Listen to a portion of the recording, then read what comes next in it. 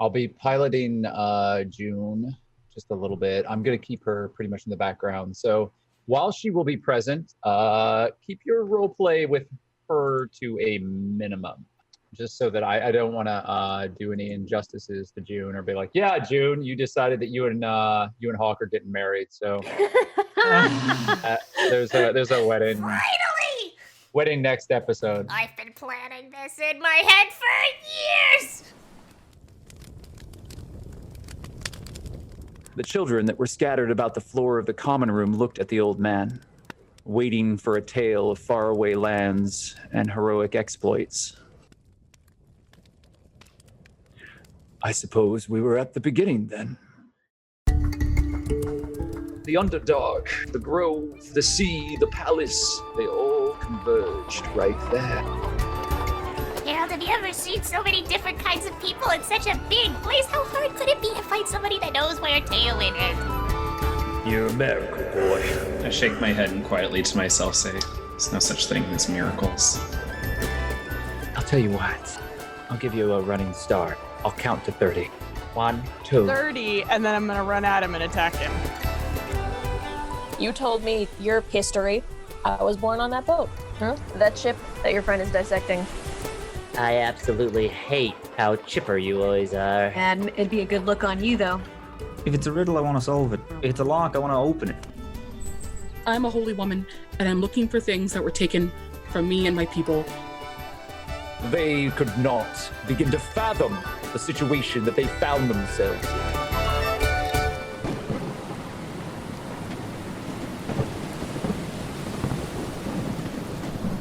On the deck of the Siren's Call, a lone figure, drenched from the torrential downpour that surrounds them, shuffles across the deck of the ship.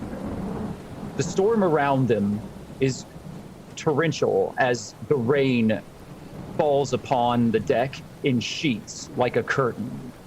In the sky, the lightning strikes create blazes of bright, pinpointed light that appear and disappear. The salty spray of the waves beneath splash across the well-worn wooden deck. The old ship continues to creak and groan as it fights its way through the storm. Other figures move their way across the deck, desperately trying to lower the sails before the wind and the storm takes them overboard. One figure, silhouetted by a strike of lightning, grabs onto a rope on one side of the deck and tethers it onto a mast. Their hands working deftly with a skill and an understanding that comes from years at sea. Elerie, could you describe yourself, please? I'm wearing a gray wool vest, and it is soaked, it's drenched, it's wet from all the rain, and there's a white shirt, a white tunic underneath, and sleeves are rolled up from working. There's a little bit of dirt, maybe even some patches on the side because this tunic's a little old. Breezy pants, but they're a little tight, and some boots that are having a hard time staying afloat on the wet wood of the ship. With pink hair, it's pulled tightly back to stay out of my eyes, and I have a little bit of pointed ears where I'm a half elf. You can see that I'm working, and maybe there's even a little bit of dirt on my cheek. As Elerie completes the knot on the mast, a figure grabs her by the shoulder, whips her around, and you see the pockmarked and worn face of the first mate of the Siren's Call. It's a strange-looking dwarven man named Snail. His beard is patchy, and his eyes are beady and dark. I need you to go over into the captain's chambers and find out what's taking so long. We need to know whether we're going to stay the course or whether we're turning back. Move it, Seaborn! Aye. Pushing you kind of onto your feet The dwarf's meaty paw kind of slides you across the wet deck. Do you make your way to the captain's chambers, or do you go elsewhere? With a little bit of a scuff, yeah, I go and do it. Snail turns and starts shouting orders at the other sailors as the ship battens itself down as the wind continues to beat across the deck and sheets of rain pour in front of you. It's hard to see, but you make your way to the captain's door, a green door that has been painted over many, many times before. The aged wood creaks underneath your hand as the door slides open, and for the first time, you find yourself free from the rain.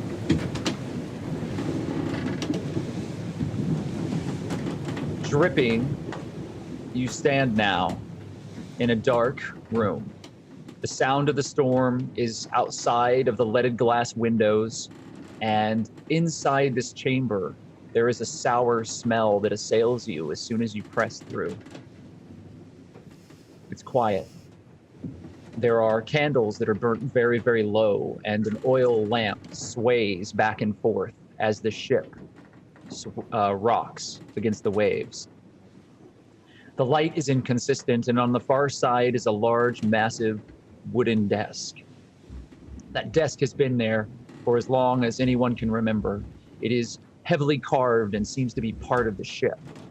Papers are strewn across it, and parchment and maps and sextants and compasses are scattered across like a battlefield. In the center, a saber has been driven into the top of the desk, and a bottle of wine rolls to your feet, empty. On the floor, you see a cup. The captain is passed out, face down on the desk, muttering to himself. This is Smiter Grable, the captain of the Siren's Call.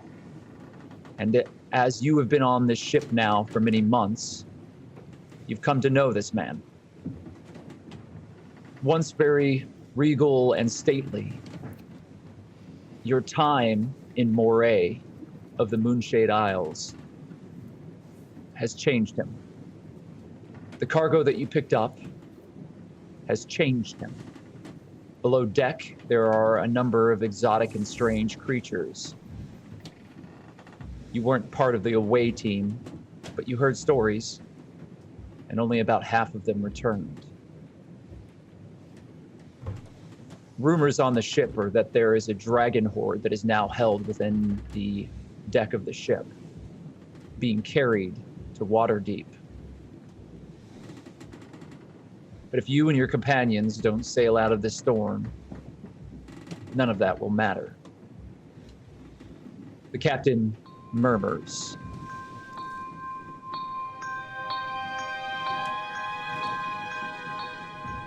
I can't. No, this isn't right. Everything is wrong. I see it now. The shadows are everywhere. Closing in. We don't have much time. I failed. I failed you, Elizabeth. I'm sorry. What do you do? Can I do a perception check? Yeah, go ahead and make a perception check. Look at you go.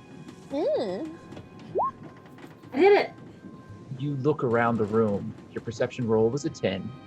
And outside of the shadowy, dark lit room and the scatter of parchment and equipment, you don't notice anything odd about the room itself, but I'll have you make an insight check on the captain. That's a 21. You've been busy. You've been working your fingers to the bone. It's good for you. You understand the sea. You're more comfortable here. Your half-elf blood has brought you here. You found a home on all of the various ships that you have given your services to, and this ship is no different. Being a part of this crew, you've come to understand the people that are involved in the day-to-day operations of this very old galleon ship. While there is a good amount of harshness from Snail, Smiter Grable is an intelligent, educated, and kind man. hailing from Neverwinter, he has spent his life sailing and acquired the Siren Call through a series of inheritances that were passed down from various sources throughout the year. You've, in your time on the ship, come to know that he is not prone to drinking, and that ever since you left Moray, he has been haunted by something. And now, looking at everything on the desk in front of you, you think you understand why. Tucked underneath the maps and the parchment is a book with a dark leather cover. It is impossibly old looking, twisted. The parchment seems to be darkened leather. The exterior of the book has a malicious look to it. And there are twisted forms that seem to have been etched into the pages that are open before the captain. I would like to. Is the bottle? Where was that bottle that rolled? It's at your foot right now. It was on the floor, and because of the rocking of the ship, it rolled over to your foot, your boot. I'd like to pick that up and be like, what is this? And immediately the captain's head shoots up from the desk, and his face causes you to take a step back. It's pale and gaunt. There are dark circles underneath his eyes, and he seems to have lost 25 pounds of weight in just the day since you've seen him. Oh, I apologize. I didn't see you there, Seaborn. Sorry, I have been calculating the distance to Baldur's Gate, and given our cargo, I feel that we are well on course. Let Mr. Snail know that the ship may proceed normally. Normally? We're going into a storm right now. Have you looked out the window? It's raining. People want to know. Where are we going? Because clearly your calculations are off. Beautiful, isn't it? Follows us, knows where we go, waiting for our next move, for the delivery that we will make. I want to grab him, if possible. Can I grab him? You absolutely may. I will have you make an athletics check to see if you're able to place your hands upon him, as this is technically a grapple. Okay. Kaza bringing her speak to the manager energy. We are 2 seconds in and she's already the mom friend. So you do grab onto him very easily. He seems to react as if everything is happening moments after it does. So you grab him and you kind of give him a shake, and slowly his head turns and he looks at you. And you can see his hand is fumbling for the table. You don't know what he's reaching for. I would like to give him the old razzle dazzle here. Is there a can I use my performance skill and sleight of hand to yell at him and then also lift this book on the desk? Your goal is to pick up the book, and you are trying to at the same time intimidate him. So you can make an intimidation check.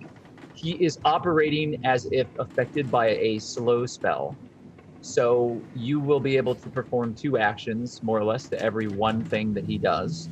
So I will allow you to do an intimidation check, and then also, if you would like, you can try to snatch the book away from him with a athletics check as well, or acrobatics, your choice.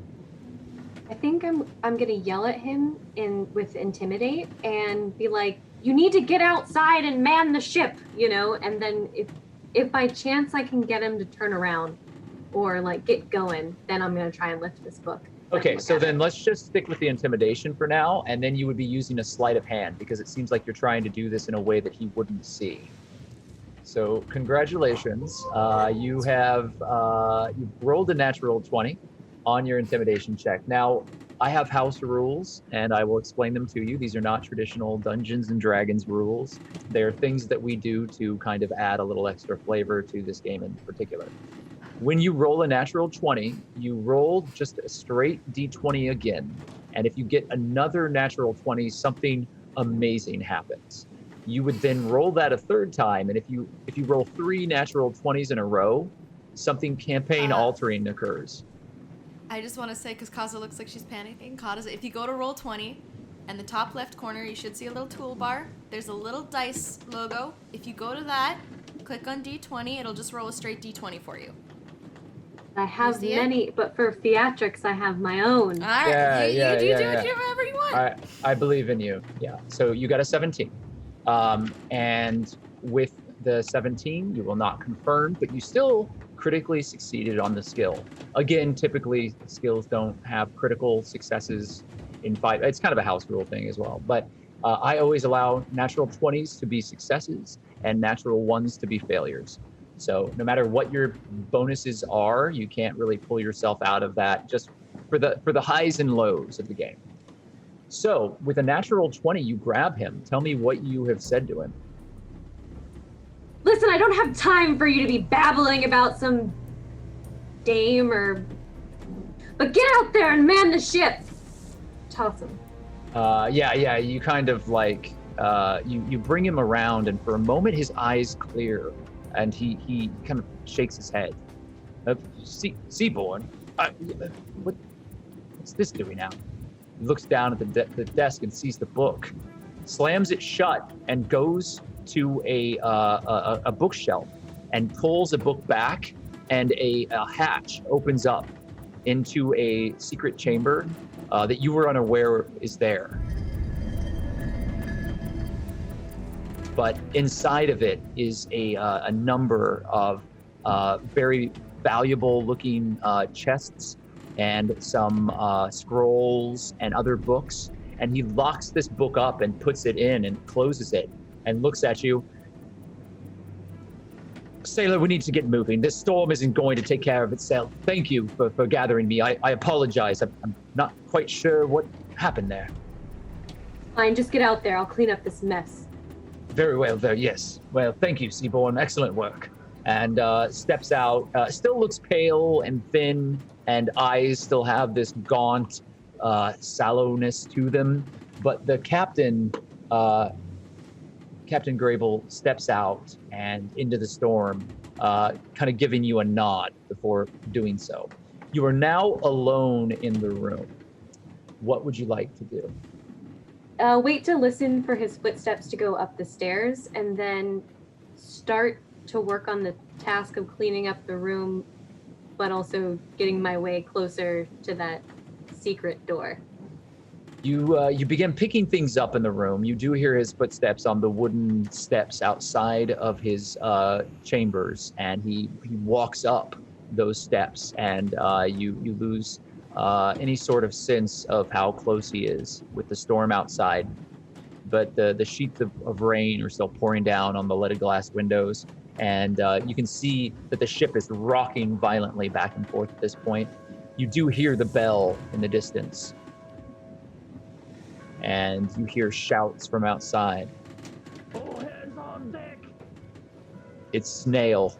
All hands on deck! Do you continue to get closer to the bookshelf? I do. And your hand reaches up towards the book that was used to trigger the secret passage.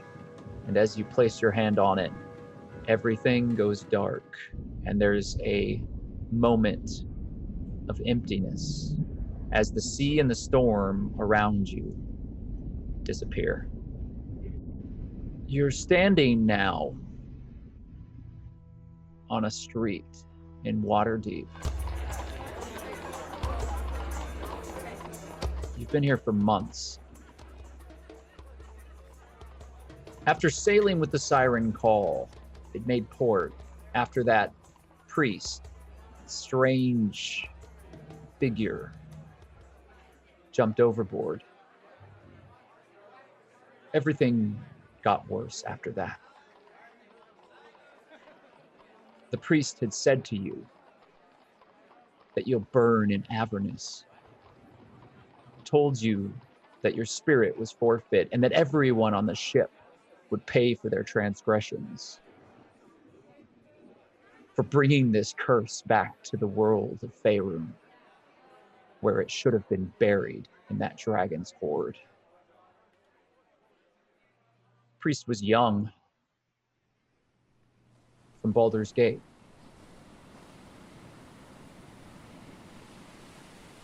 At first, the young cleric spent their early morning hours paying homage to the rising sun,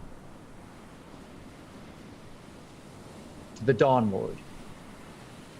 But as your journey continued, their faith wavered until it was gone. The rest of the crew turned inward. There was mutiny.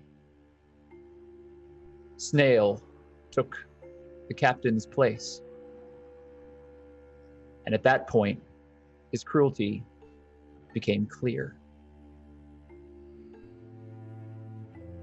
Any perceived kindness on his part was a distant memory. And the rest of your travels on that ship was a living nightmare. Thankfully, you made your way into Waterdeep and, taking your very meager earnings, plunged yourself into the enormous, sprawling city.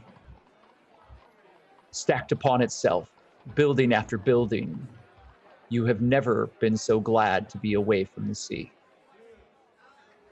You have it in your blood. Half of your parentage is sea elf. The other half, sailor. Now, with firm ground under your feet, you have been struggling. You've rationed the coin that you have, but you're at a point where eventually you'll have to find new work. Some of your former crewmates introduced you to a number of people. Individuals that they had met when the remains of the cargo of the Siren Call was traded off. From what you heard, though you weren't on the ship at the time, someone stole something very important off of that ship while it was docked, killed a number of people, and brought all of the attention of the Waterdeep City Watch upon it. Last you heard, the Siren's Call had been dry docked, pulled into a section of the city known as Anchor's Rest. You're not the only one who's been trapped on land. That magnificent old galleon ship now collects dust hanging from rigging above a warehouse far from the sea. Your contacts introduced you to someone that could give you coin and help you while you were preparing yourself for perhaps finding additional work on the docks, maybe finding a new ship to sail with. Meanwhile, it seems that through those that you have worked with, this person can help you. So you've begun taking on small jobs. At first, delivering letters, missives, then cargo in carts. You find yourself loading cockatrice onto the back of a wooden cart.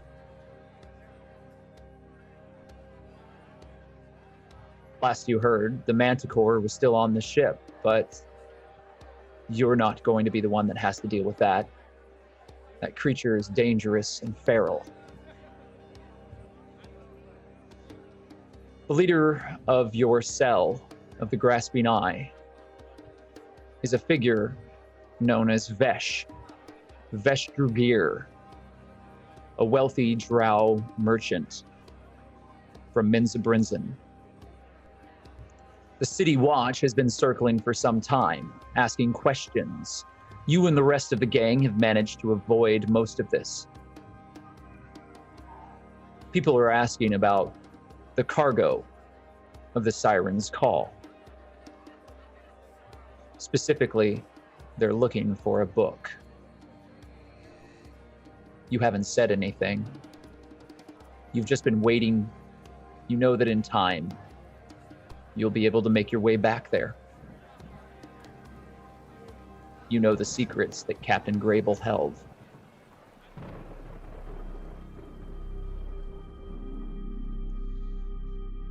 You're standing in the warehouse, and next to you is Navi, a very scrappy-looking member of the Grasping Eye.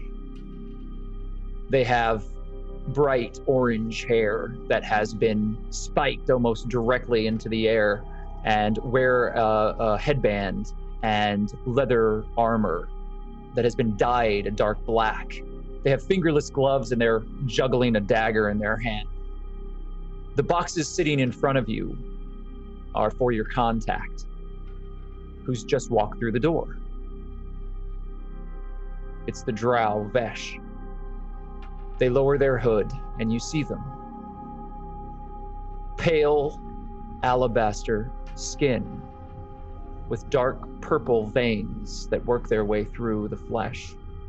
The ghostly figure looks almost translucent in this dark light. Their eyes are pitch dark and purple. This drow elf looks at everyone with disdain, but you've come to know that as the severity of their presence.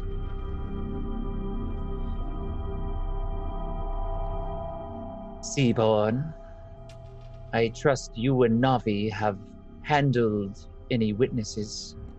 Everything is as it normally is. Excellent. So no one saw you make the delivery? No one would. There's just one last thing. I need you to kill Navi. Seems someone has been talking. Take care of them. Can I do a survival check? Yeah, you can make a survival check right now if you like. So with a 23 on survival,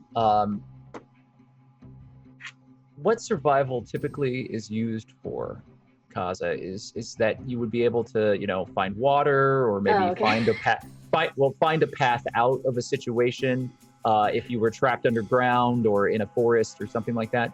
However, in this case, what I'm going to allow that 23 to tell you is that if you decided to try to escape this warehouse, your best bet would be to climb upward.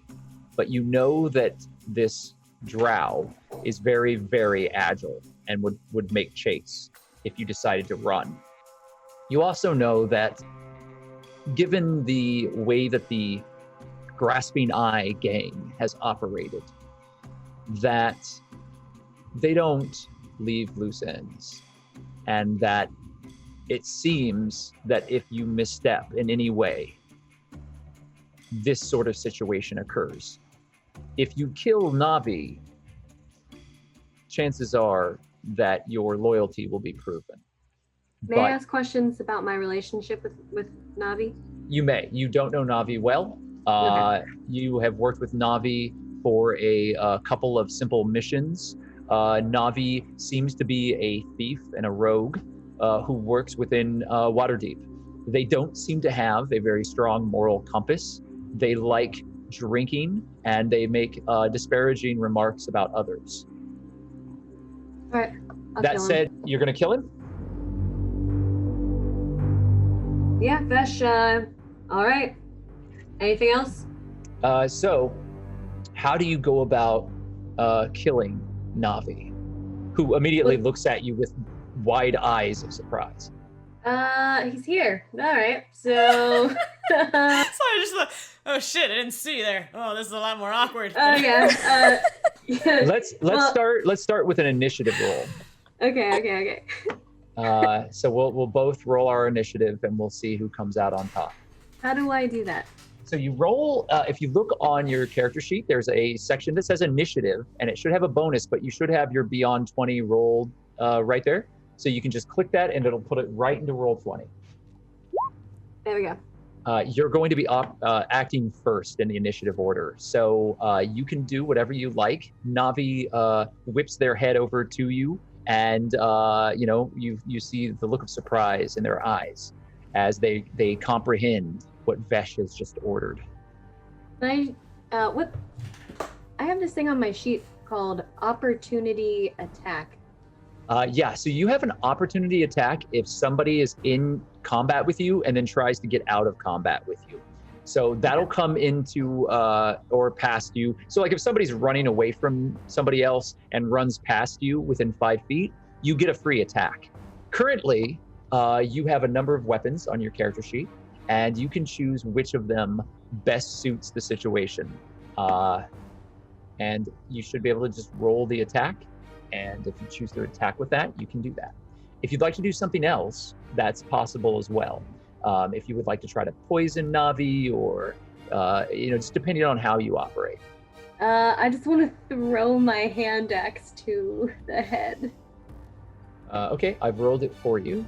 Okay. And you unfortunately, you should not have me do that because I rolled a natural 1. And I'm going to have you roll again. That's fine. See if you, I have two axes, so we're just gonna throw the second one. And you have 2 attacks, so luckily we'll do another roll. But you did do roll to see if you get another natural 1. Okay. I got a 4. Okay, that's not a natural 1, so you're okay. So the first axe flies through the air, and Navi it breaks out of their shocked demeanor and ducks down as the axe sticks into the wood of the wall behind them.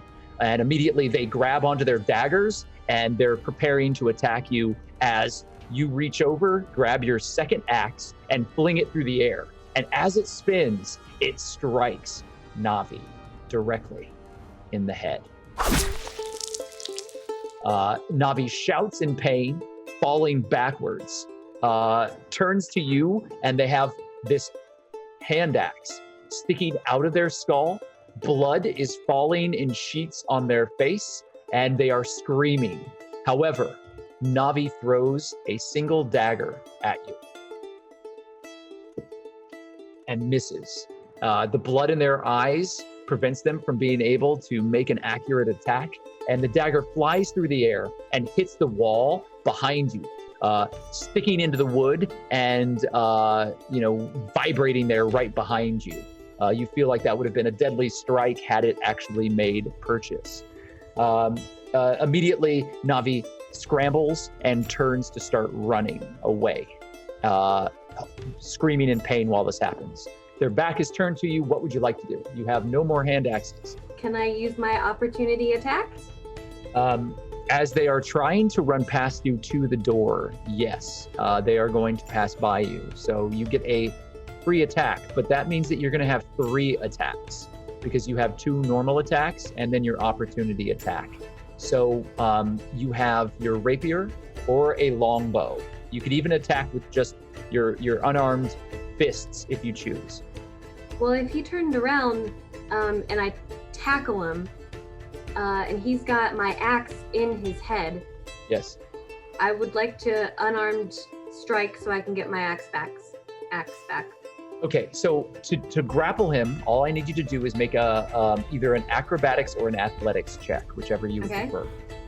This is exciting. I'm so excited. Okay, I'm getting my axe back. Let's see how you did. So you do manage easily tackling Navi as they run away from you. You grab onto them, throw them to the ground.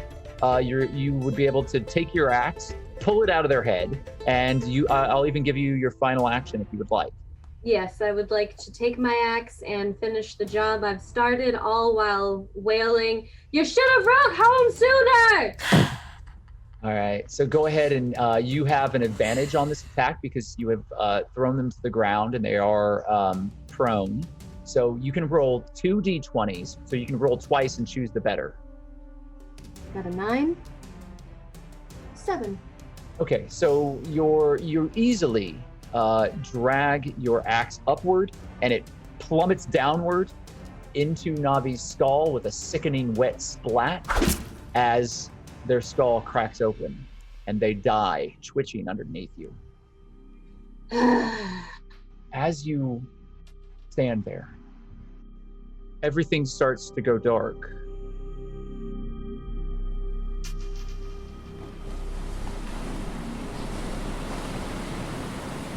You're standing on the deck of the Siren's Call, but you're alone. Mist surrounds you. Rain gently falls onto the wooden deck,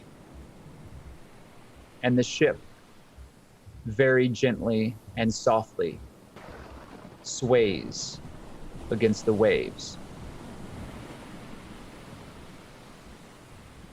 Other than the rain around you and your own breathing, everything is silent. And the mist rolls on like a gray sheet, endlessly surrounding you. You're forgetting things.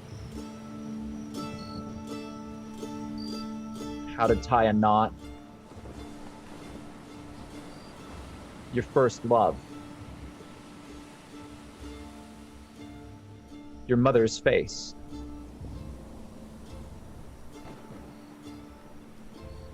The taste of butter.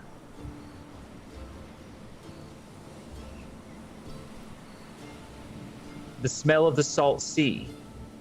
Everything that you've come to know is slowly slipping away from you.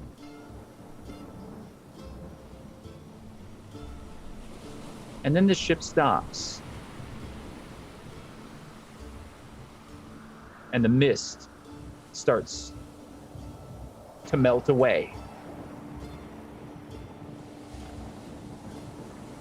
Behind it, there is a darkness as shadows begin to swirl around you.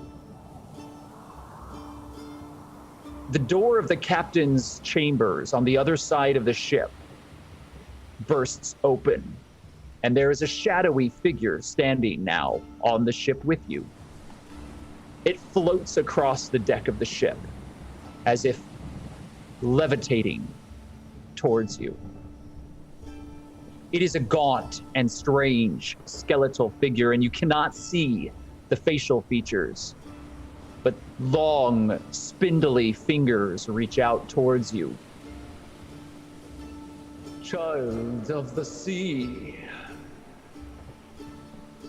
do you wish to live? Yes, of course I wish to live. And take my hand. The long, spindly, spider-like shadow fingers wrap around your hand, and the shadows descend from the sky.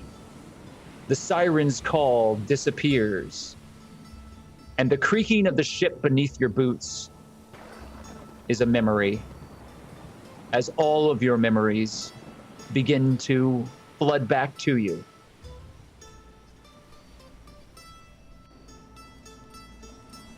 You open your eyes and you see a strange, gaunt figure looking over you. There are flickering lights all around, and the smell of death is heavy here. It is dank and cold. Your eyes shut again, weary, and you fall asleep. You hear the creaking of chains. You feel as if you're being pulled. Sound of wood scraping against stone. You open your eyes again and you see a twisted face. One giant, dead blue eye looking at you with a stitched, scarred, and horrifying visage looking down at you. And then, weary, you close your eyes once more. Your eyes open a third time. Your head lolls over. And you see a stone pedestal. Upon it, a black book. And you recognize this book. This grimoire. This tome. And a chill runs down your spine, but you are thankful because you can feel. Your eyes close again. And when you wake, you're inside of a crypt. Alone. Next to you, a small, brown and gray rat squeaks.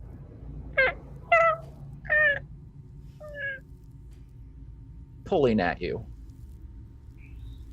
And as you look at it, you see ribs, gnats, and flies clouded around it. It moves to one side of the chamber and then looks back at you.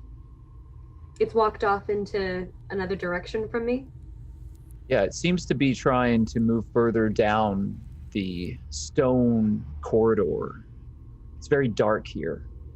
Your dark vision is allowing you to see some distance, but you get the sense that these crypts and these chambers go on forever. And there's a cold breeze here, carried by stale wind that's issuing from somewhere deeper in this crypt.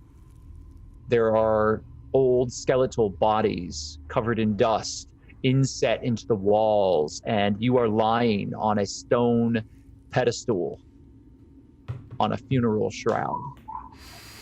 You have all of your equipment and your items, and as your hand goes up, you feel a scar across your neck.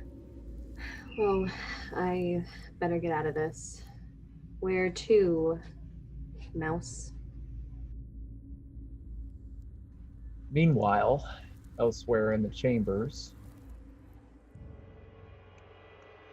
skeletons have made their way into the chamber that the party was sleeping within. Watches were set, and thankfully there was some warning to their attack. The strange bone-like visages of these skeletal creatures lumber forward. They are held together by ancient and old sinew, covered in rotten gowns and the remains of what once was armor. They carry with them spears and shields, and they seem to have been of some military force, soldiers that were buried deep within these crypts, far beneath the streets of Waterdeep. The rest of the party has been awoken by the shouts of both MacLeod and Hawk. Let's go ahead and have everybody roll initiative, and we'll start with that. What if I get... Oh, no, I got a crit. Never mind. It's all good. I don't cry for my poor rolls today. No, sir. Once again, my initiative is not good. Hawk, what is your initiative? That would be 7. 7. Okay. Saray, what is your initiative? It's 16. 16 for Saray. Doddle, what is your initiative? 14. 14. Putting Juniper at 10. MacLeod, what is your initiative? 21 with a crit 20.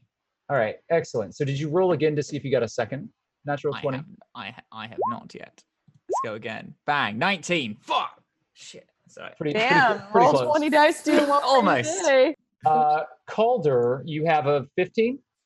I rolled a A 19 first, I think.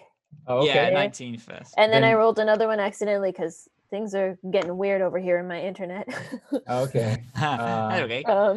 So we're gonna let you stick with your 19. Would you like me Elerie, to roll initiative? yes, please. Please roll initiative, and we'll put you into this order. Okay, 6. Appropriate. A clean 6. Yeah, you've been out of it.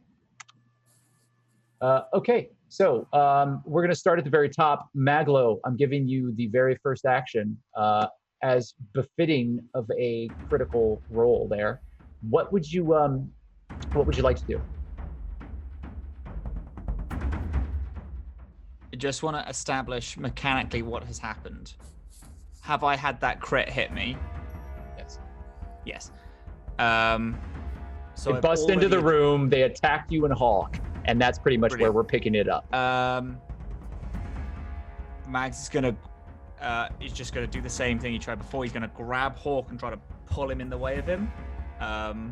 So he's gonna try and switch positions with Hawk.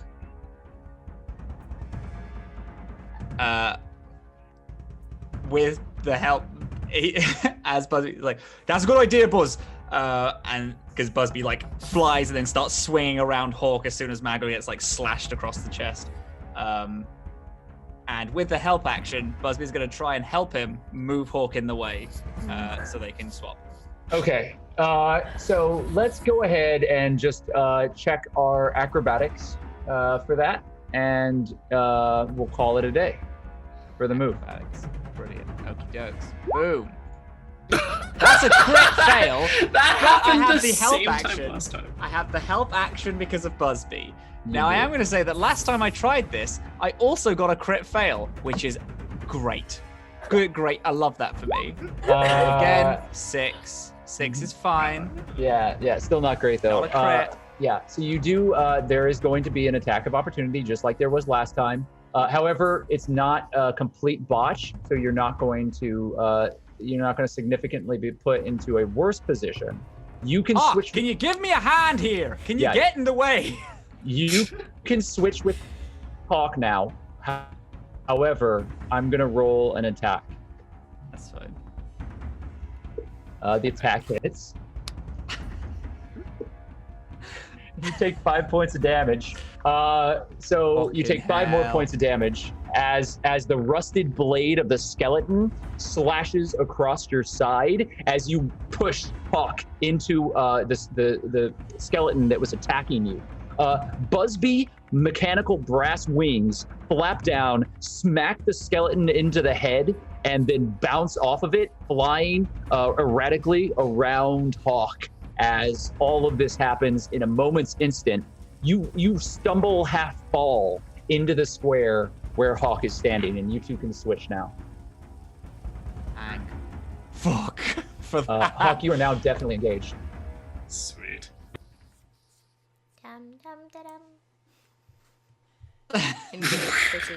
Donald, wake up! Wake up, Donald! Okay, so next up is actually Calder. Calder, you are sitting up on your bedroll, and there are these undead creatures, these abominations, that are standing in jagged, scarecrow-like poses with blades and shields, attacking and moving slowly towards you and the rest of the group. Okay. All right. So I think I have opportunity attack, right? Is that a thing that counts here? You get the opportunity attack if they get within your range. Oh. So currently they are not within your range. You can move towards them. Typically it's if they try to disengage or move past you that you would use that. All right. Well then, yeah. Let's You have an attack. You can just move up and start attacking. Yeah. It's just immediately like, oh shit, diving into it. Okay, so you stand and you draw your weapon. Do you want to use your scimitar or do you want to use something else?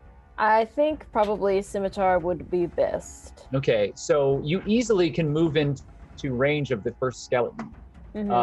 Is that where you'd like to be? Am I supposed to be able to see? You should be able to see the map.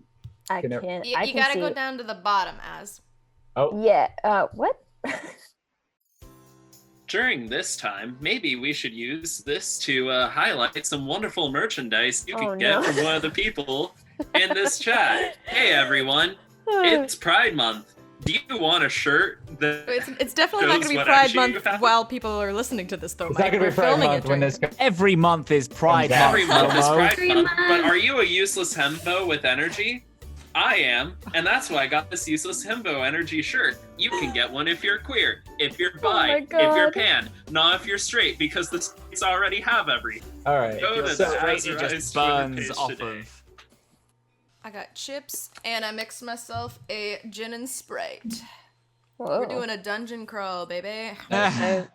My fave. Drinking in So dungeons. little gin, Sprite, and some dungeons. Let's fight We're allowed some to- fucking skeletons, my dudes. Mike. Fuck, Mike. Cheers. Cheers. Cheers. In the darkness of this moment, Calder, you see this skeleton lumbering towards you. Empty, dark sockets and the very faint glow of some green necrotic light deep, deep, deep within those sockets. The dull and aged bone, withered flesh creaks as the armored skeleton moves towards you with the intent to kill you. What do you do? We're gonna take a swing. Okay, you actually strike with your first attack, and you do 7 points of damage. Which skeleton were you attacking first? I'm gonna go for the one that's not on top of Hawk. Yeah, that's the one. This one Figured, here. Okay. you know, try to So make that this- a little this less skeleton. crowded. Yeah, totally. So this skeleton lumbers backwards, falling back as bone splinters, and your blade rakes across its skull, and it shatters part of it. The Ooh. jaw falls to the ground and crumbles. However, the skeleton is still standing. Do you wish to attack this skeleton or another with your second attack? Let's attack this one again. Let's try that. Yeah. Okay, so go ahead and roll to attack again. You got a natural 1. Sorry Oh, about but- that. So you're gonna miss, but go ahead and roll a d20 to see if you have a critical fail, a super fail. Is that the same? Wait. You could do that if you wanted. If it's easier, you just click that because we'll be able to see if it's a natural 1. Right. We're only checking to see if you get a second natural 1. Gotcha. And you did not. So we've got a 17 there, which means you didn't roll that one. Okay, so with that, Calder, your second strike, you kind of misplace your foot and you step forward a little too heavily, and your blade just whips through the air and you miss your target. Now, Yeah, he's a teenager who just woke up. It's yeah, he fine. just woke up. He's real groggy. I'm just going to remind you, too, that you have an action surge if Yeah. you choose to take it. So that should be in your back pocket, but only if you choose. You can only do it once. Yeah. I kind of want to. That natural one made me upsetty. If you'd But, like to just- use it, yeah, we could try to redeem you right now. Yeah. Let's do it. Okay, so you're going to use your action surge. Mhm. Go ahead and make an attack. Please, dear God. Yeah. 11 to hit and then 8. Yeah, so you slash forward, but the skeleton immediately throws up its broken blade and parries your strike. And without Gross. its jaw, it steps in close to you and groans. Nasty. Yeah, it smells like very old, desiccated death. Saray, it is now your turn. You are out of your meditations. Your revelry has been broken, and you are now conscious. What would you like to do? Okay. I am going to. I'm gonna wake up. Look around. Whoa! What the fuck? There's skeletons. And I'm going to, because presuming I'm still on the floor, right? I'm still like laying down. I'm gonna open my eyes. I'm gonna grab onto my spear, which I obviously sleep with because I'm not an idiot, and I am going to sit up and thrust at the closest skeleton right here. This boy. This one? Okay. You're gonna without attack thinking. Without thinking, I'm just gonna boop and try and poke him. Okay, you can actually attack from the square you're at, but did you want to move? No. Okay. Go ahead and make your attack roll. That's going to hit. So the spear throws outward, and are you using this two-handed? Yes, because one-handed would be throwing it, correct? No, I mean, it depends if you have a shield or something like that. But I don't. You're operating with two hands. So yeah, you thrust forward and you stab the skeleton, and the bones break and shatter outward as this skeleton stumbles back. When the spear pierces, I'm gonna twist the blade in, and then it shatters. Okay, yeah, it's still standing. Damn. Yeah, you didn't destroy it, but you did cause a great deal of damage to its form. Good. All right. Do you just have the one attack? I believe I only, unless I use Key. Unless I used can you hear me? Yeah. So unless you use key, right? Unless I use unarmed strike, which I didn't. I used a weapon. Oh, okay. So I only have one attack. There you go. All right. With that, it is now moving to Doddle. Doddle, you are awake and you are on your bedroll. You see all this happening. June is sitting next to you, and she is standing and getting herself ready to move into the fray. What do you do? So good thing I was eavesdropping. Since I was like ready to go, I'm gonna have a moment of bravery, and just for flavor, I want to get onto that coffin there so I can be at the same height as everybody else, and I'm gonna try and do a somersault, but then have you ever done a somersault in your mid-20s? You get halfway and then kind of flop over. She flops over, it's oh fuck, and then just starts running. I want to hop onto the coffin there, and I've been watching a lot of The Last Airbender recently. I'm gonna mold the fire in my hands and whisper some Elvish in there, and I would like to cast Scorching Ray, please and thank you. And on this one, which one are you standing on? I want to run up to this one here, the one on the right, and get these three guys here. Just go. All right, so just make an acrobatics check for your somersault. Oh, okay. It's more for flavor than anything. That's a 20, so it's not a natural 20, but it's a 20. She instead has a moment of surprise. It's oh, okay. So your Scorching Ray shoots outward, and Scorching Ray is a spell attack, so I need you to make a roll.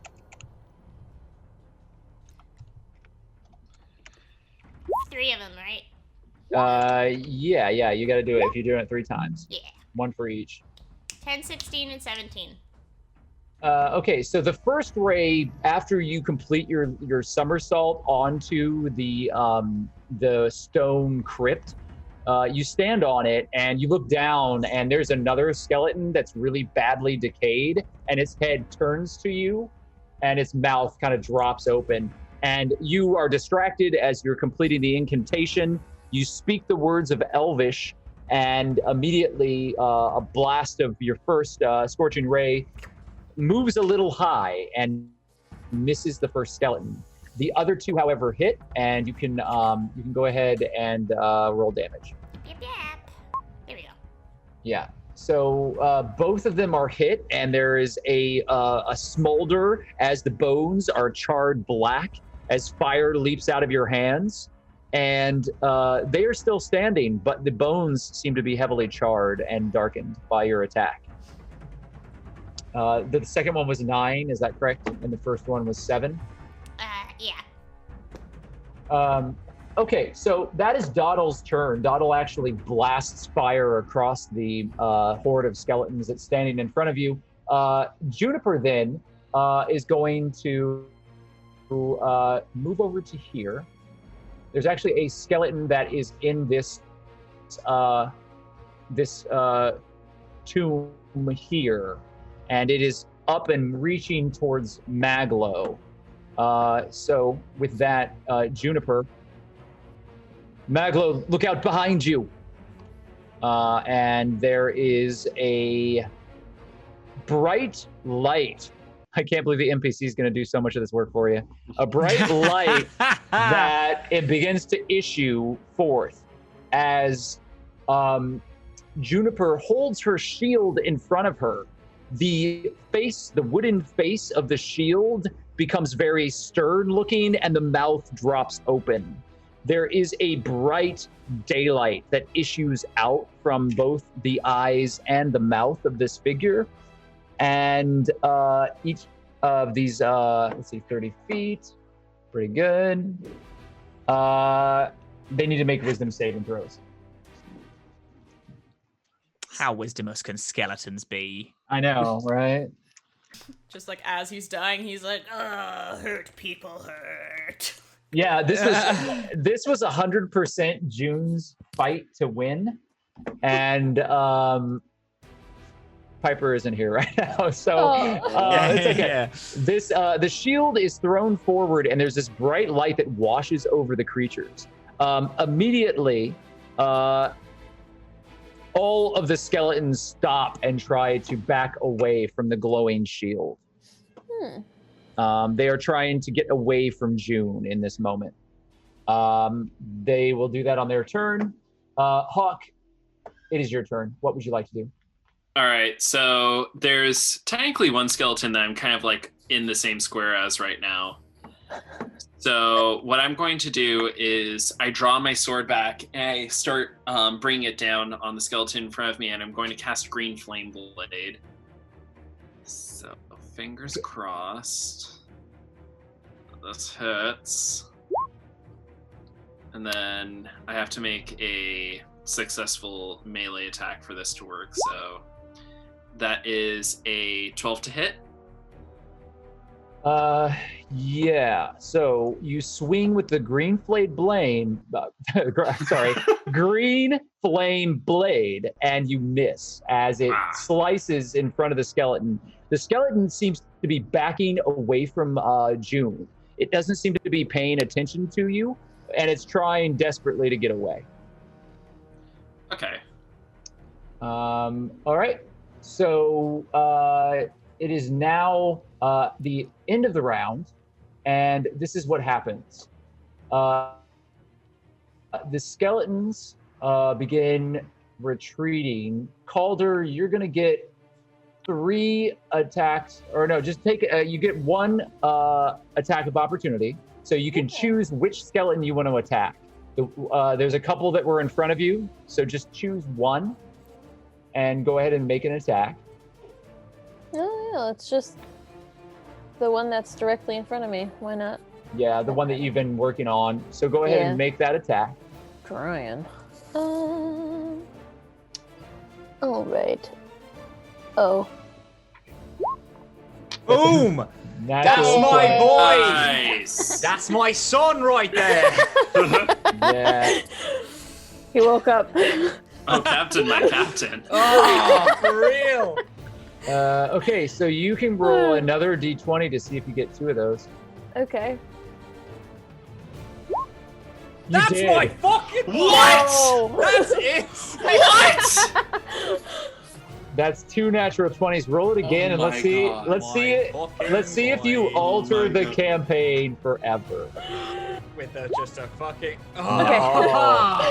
So close. Well, it was a 13, Guys, not a. I don't know if I want to alter the game forever. That's a lot of responsibility. On a skeleton. Damn. So Calder steps forward, and I'd like to remind you that your blade immediately does 7 more points of damage because you critted. So you just did pretty much like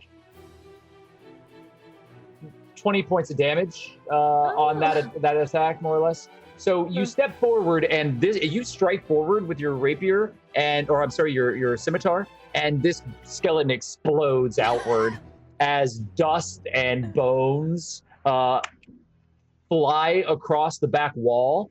Hawk, this bone dust just kind of floats in the air in front of you as Calder just clocked this skeleton. The other skeletons, trying to retreat from the holy energies that June has issued forth from her spiritual shield, are stumbling over each other and hissing at all of you viciously, but they start to fall upon themselves. So as they are in this corner of this rough-hewn corridor, they become stuck, and all of you are going to get an additional attack. So starting up at the top, as they're trying to escape, they don't get away. They don't make their full movement. So Calder, it's now your turn. What would you like to do? I mean, let's attack the next one over. Let's attack the one that looks like it's in a puddle. So yeah, you by all means you can move forward and attack. You have 2 attacks. It's a natural 1. You did not. Man. Highs and lows. There's Okay, no hold middle on. ground I here. gotta- No. Yeah. Yeah, you started to fall asleep again. Actually, I at have this 2 though, right? you do have 2 attacks. Yeah, this one misses. I just need you to roll again to see if you get 2 natural 1s. Oh, No, you did not. I did Okay. not. Sorry. So go ahead and roll to strike the skeleton as you kind of swing wide. You got kind of cocky there. And so Calder steps forward, and I see it like Calder running forward in this dramatic slide like a pirate ready to slash at them. But a lot of flair, no substance at all. So you just kind of just hit into the air, and then you're like, oh, well, I should probably focus. Like a puppy on a tile floor. Go ahead and roll your second attack. Okay.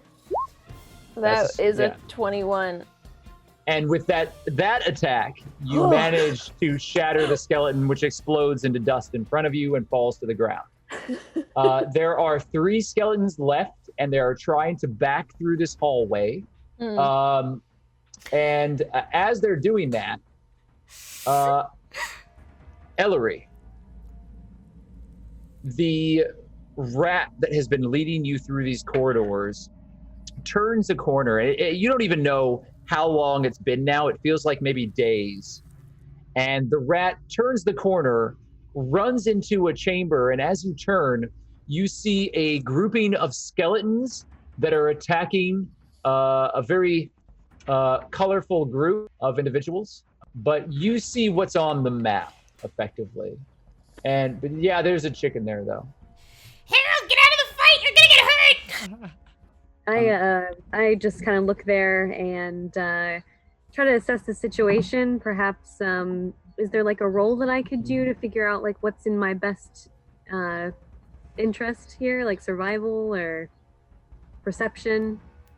Yeah, well, the first thing that I'm going to have you to do is to go ahead and make a perception check.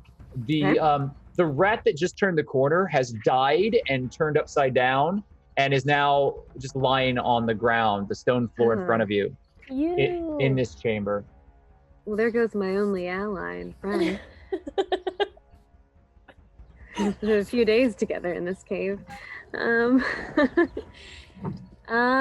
so I'll do a perception check. All right. So you got a 16 on your perception. Yeah.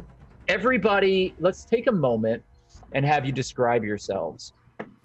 MacLeod is frantically looking through an old World War II medic bag, grabbing random potion bottles and small sprigs of things.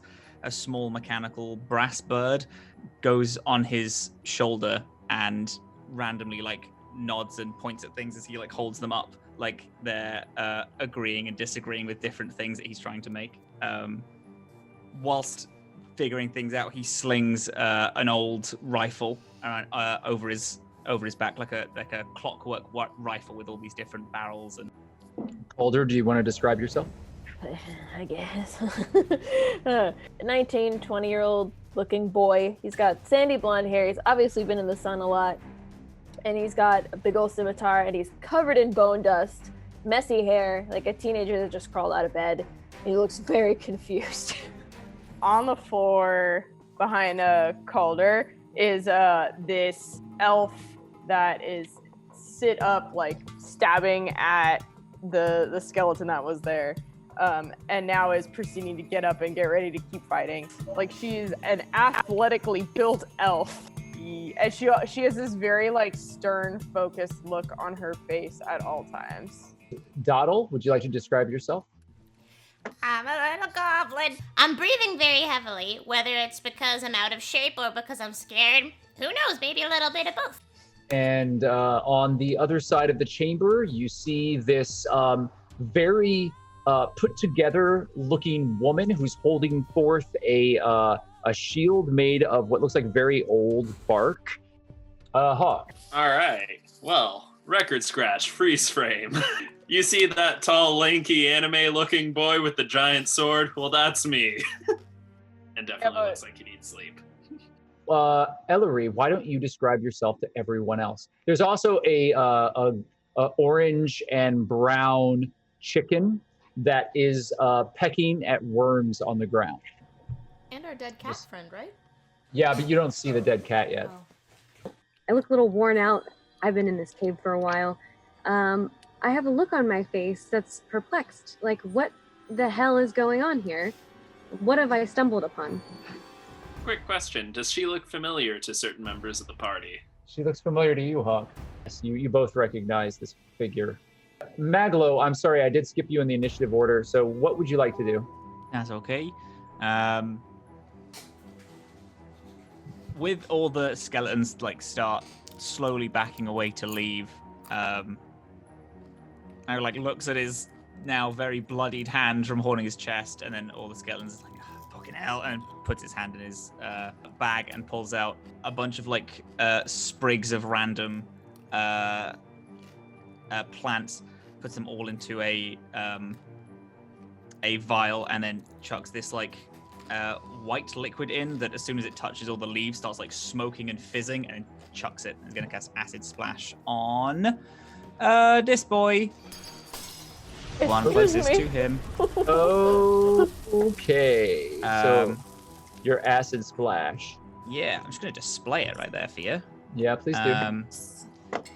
So you hurl a bubble of acid. Choose one or two targets that you can see within range, which is 60 foot. And yeah, they're both there. They have to be within 5 foot of each other. Yeah, these two are. Please don't miss. So they need to make a dex save or take 2d6 damage. Okay, one of them actually succeeds, the other one fails. So the first one is going to fail as it stumbles backwards. The one behind it is going to take half damage. I believe it's no damage because it's a cantrip. It's no damage that they take if they succeed. 1d6. Yep, you're right. So the other one is free of any sort of damage whatsoever. Of any splash. So this is 2d6 plus 4, which is 12 altogether. All right. So the acid eats away the sinew, and this one falls apart as the skeleton right in front of you, or right in front of Hawk rather, ends up dying as the acid boils away the sinew that's holding them together, and they fall into a useless pile of bone. The other skeleton, however, is free of the attack and ends up trying to escape. Saray, is there anything that you want to do while these final skeletons, they are continuing to try to push themselves away as they hiss and scratch at the wall. they don't take their eyes off of June and the light that she's creating. I'm gonna jump, because there's like 2 more there, right? There's 2 more skeletons. Yeah, there are 2 more skeletons that are trying to escape. Yeah, I'm gonna jump right in. I'm gonna like do ninja jump, and I'm gonna stand up, and I'm gonna jump up and get between the 2 skeletons. And I'm going to unarmed strike them with the blunt end of my spear. Okay, well, make an acrobatics check. 17. 17? Yeah, that's perfectly fine. You Plus can, acrobatics is 20 somethings plus. Yeah, I that's perfectly fine. You jump over Calder's head and you land roughly over here. You can put yourself into melee range with the skeletons. Yes, and then I'm gonna I do like a very graceful like flip as I like jump over and then like slide between the 2 skeletons, and I'm gonna spend a key point to do to do an unarmed, to do the fury of blows. Okay, you're gonna do a flurry of blows. Okay, so go ahead and roll your first attack.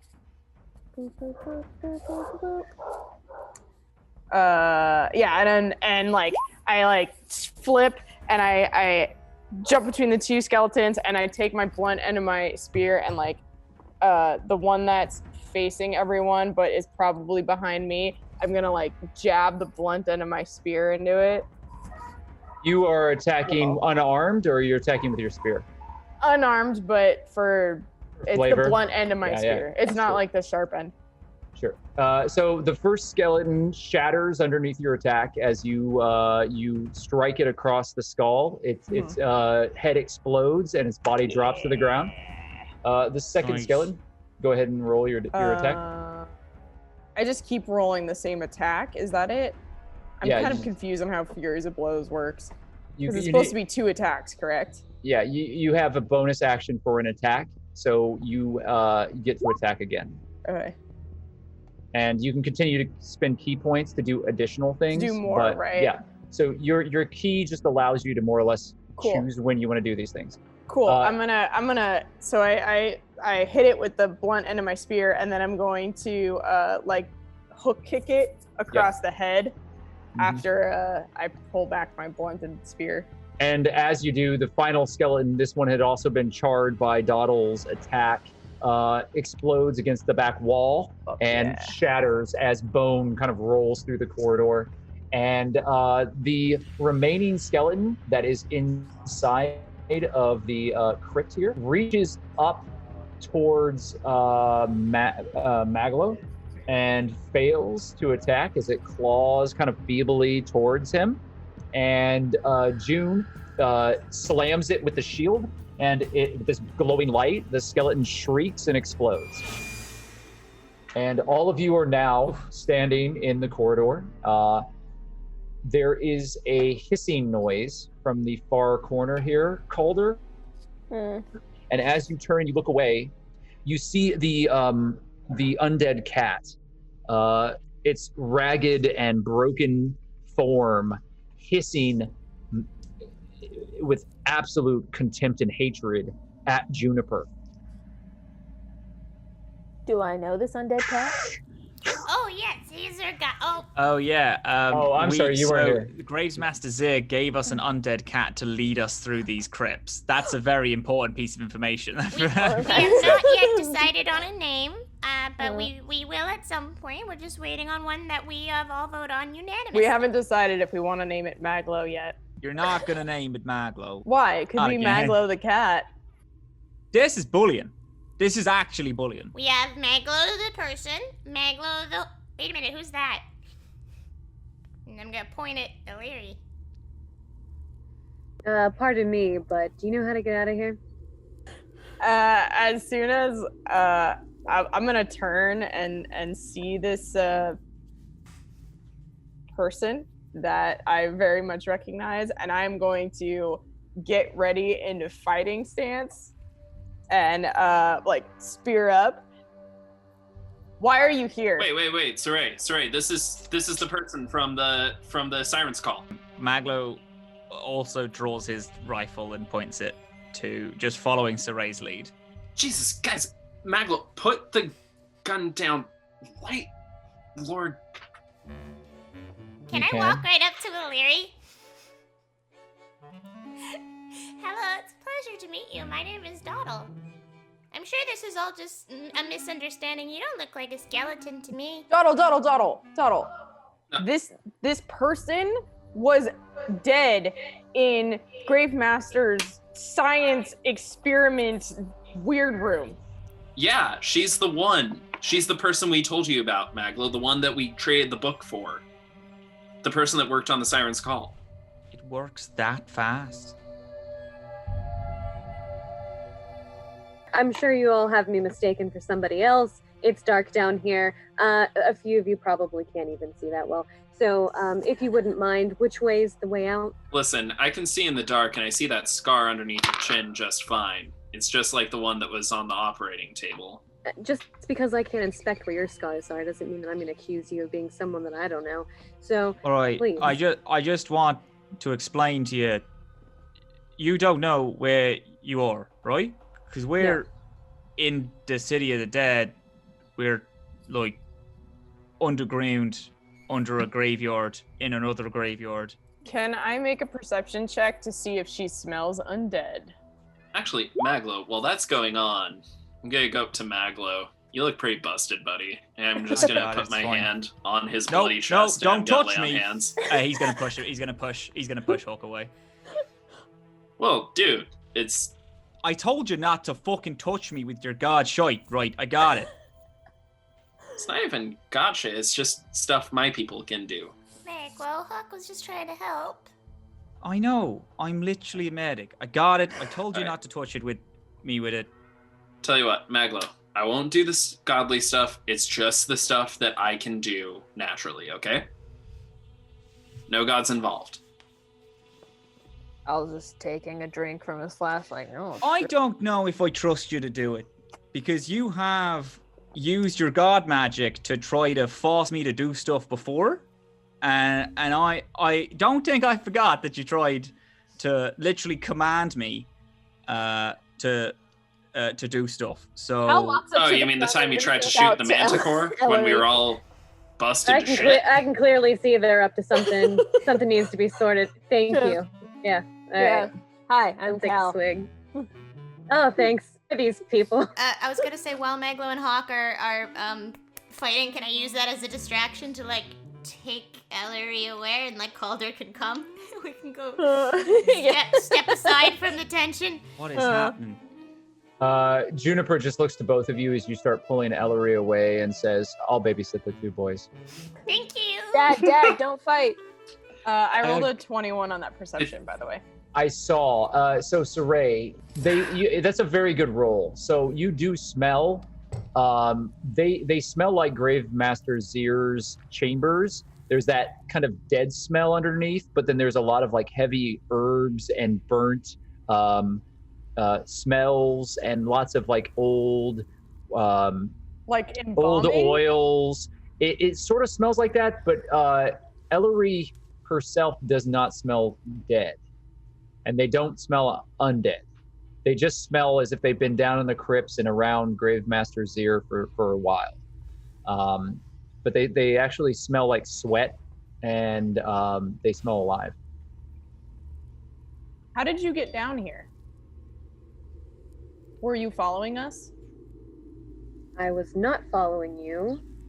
I don't know how I got down here, and I think perhaps I'll wait to answer any other questions until I know how to get out. Additionally, Saray, there's a rotten corpse of a rat on the floor that wasn't there before. Like out of nowhere? Yeah. Where is it? Like by Elerie?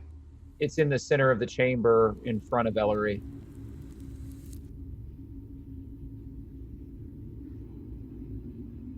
New friend, what was your name? Elerie. Elerie is my name. Elerie. You know what? Recently, I think I lost employment of a job. None of you are looking for a hired hand by chance, are you? Well, the more the merrier if you ask me. Just don't ask anyone else. Maybe Calder. Definitely not MacLeod. I mean, we can't really pay I'm you. cool with it. I don't. Oh, no payment then? If I may offer a suggestion, you would like to get out of these crypts. I'm not the most confident in anyone's chances in these crypts by themselves, so maybe you could come along with us. We're going deeper into the crypts, but I'm sure we'll come out at some point, hopefully. But there's a better chance of us coming out of these crypts alive if you stick with us, and same goes for you. Well, you're the first people I've seen in days, so that sounds like a good plan to me. Elerie, All Calder, Elerie. Yeah. Elerie, that's Saray. And then the two boys bickering are MacLeod and Hawk, and then that's Juniper, the really strong, cool-looking one in the back there. And I just, I haven't handed back the flask yet. Just drinking Calder's. Yeah. I hand it back. Oh God, thank you. All right, so she's coming with us. Can I take a hit of that flask? Talking to MacLeod sober is yeah, thank you. Yeah, all right. I love you, buddy, but Yeah, then I nice take try. a drink and I pour a little bit on my shoulder where I have a wound. Hey! And I just slap it with my hand and I do Cure Wounds level 2. In fact, I'm totally saying that Cal stole that whatever was in that bottle from the embalming room. Have So fun. I'm gonna heal 13 You've just points. been drinking poison. Straight pure alcohol. This tastes like you can grease a wagon wheel with it. Calder, listen. I'm not somebody to judge, but I think you might have a problem, buddy. It's a problem when I say it's a problem. I don't know. Alright, well I'm just saying, maybe you should lighten up, stick to ale. Don't tell me how to live my life. Did you explode any skeletons just now? I don't think so, and I wasn't even awake yet, so you can enjoy your nasty wheat tea. I'm sensing there's a lot of tension in the crypt tonight. I'm sure we'll address that at some point, but for the time being, shall we move forward both emotionally and physically? Yes. Yeah, can we like Right. finish sleeping? Because they woke us all up. I mean, Oh, that is maybe we could rest for a little bit. You want to just go back to sleep? I mean, No, I feel like I've woken after a long time of resting. I'm like- sorry. I feel like we're not addressing the fact that you're here now. I'm not asking you why you're here.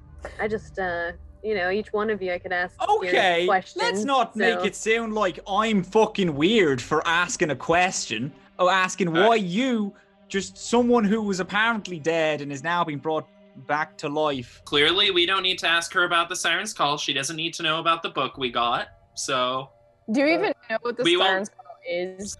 she won't know anything about the Siren's Call or the mysterious room we found in there.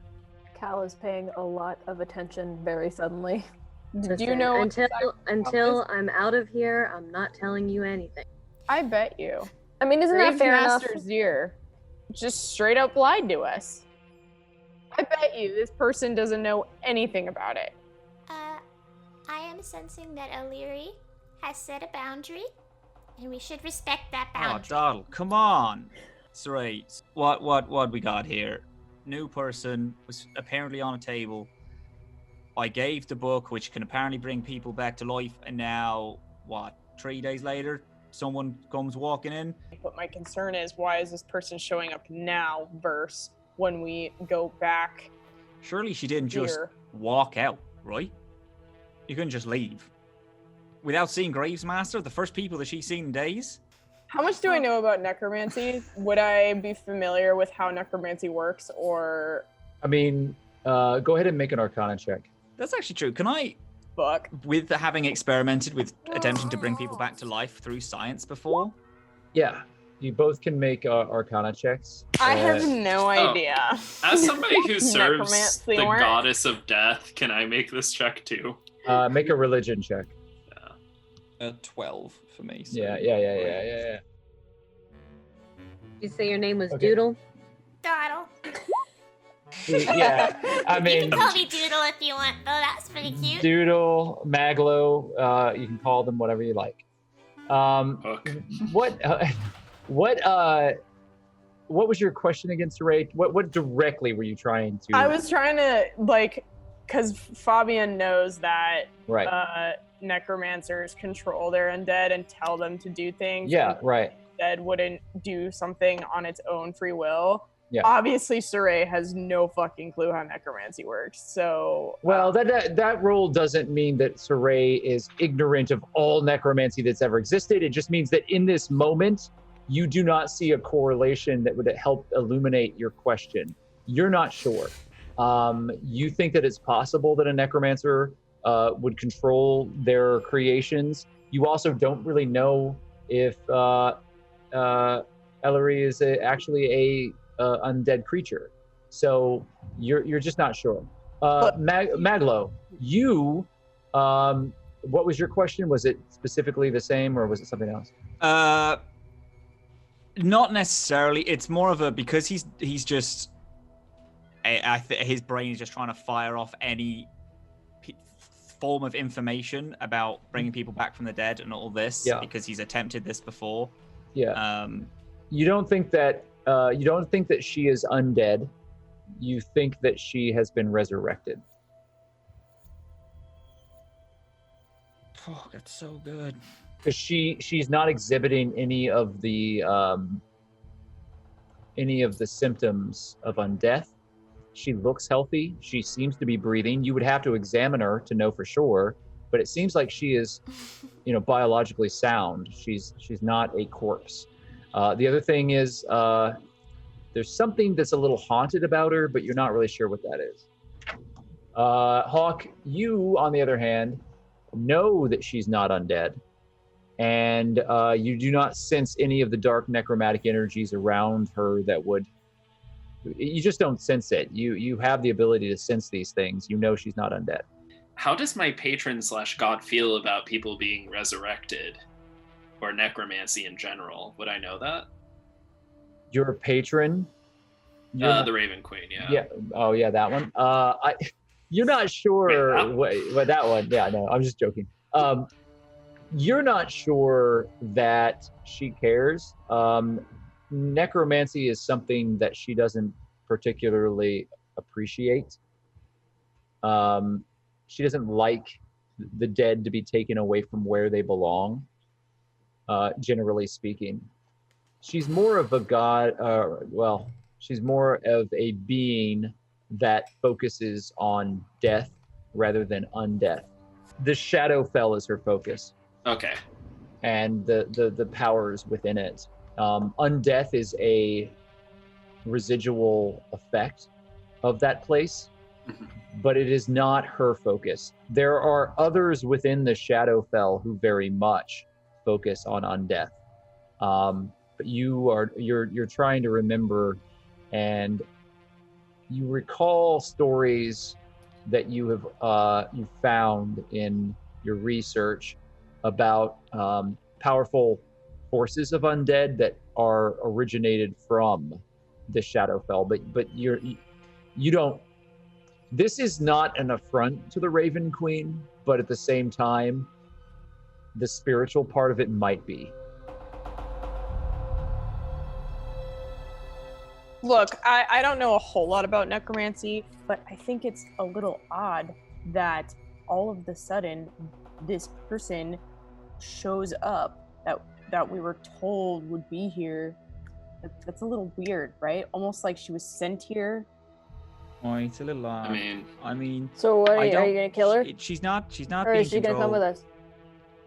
I mean, we don't. Alice reaches for his sword. Like, what? I mean, what do you want to do? Puts a hand up, like. It's fine. Don't worry about it. Right. I mean, I don't think she's being controlled. Robert De Niro, I'm listening. Yeah. I don't think she's being controlled. From what she looks like she's of, I mean, not sound mind, to be fair, but of not. Does anybody hear of possessed. sound mind? I mean, nor was being possessed. She seems kind of cool. Maybe you. She's not undead in the way that most people would consider undeath to be. She was just resurrected. Right, so are we working off the assumption that Grey's Master Zir is on our side, therefore wouldn't send anyone to try and kill us, and we can just continue on? You can come with us. I'm gonna across from the hall because I'm still way over here, on the other side. I'm gonna say you can come with us, and we will hopefully work together to get out. Thank you. We will find out. I don't know where I was going with that. All right. What are the rules of your traveling companions? Like, we all sleep around each other? We've been taking shifts considering the danger of this place. But I think, are we all ready? I look around. Continue? I look at the cat. I really think we should at least rest up a little bit, patch our wounds. Are you going to take a short rest before you continue on? As the resident warlock, I would like to. Yes. All right. Let's take a bit of a rest, gather our things, and just be prepared.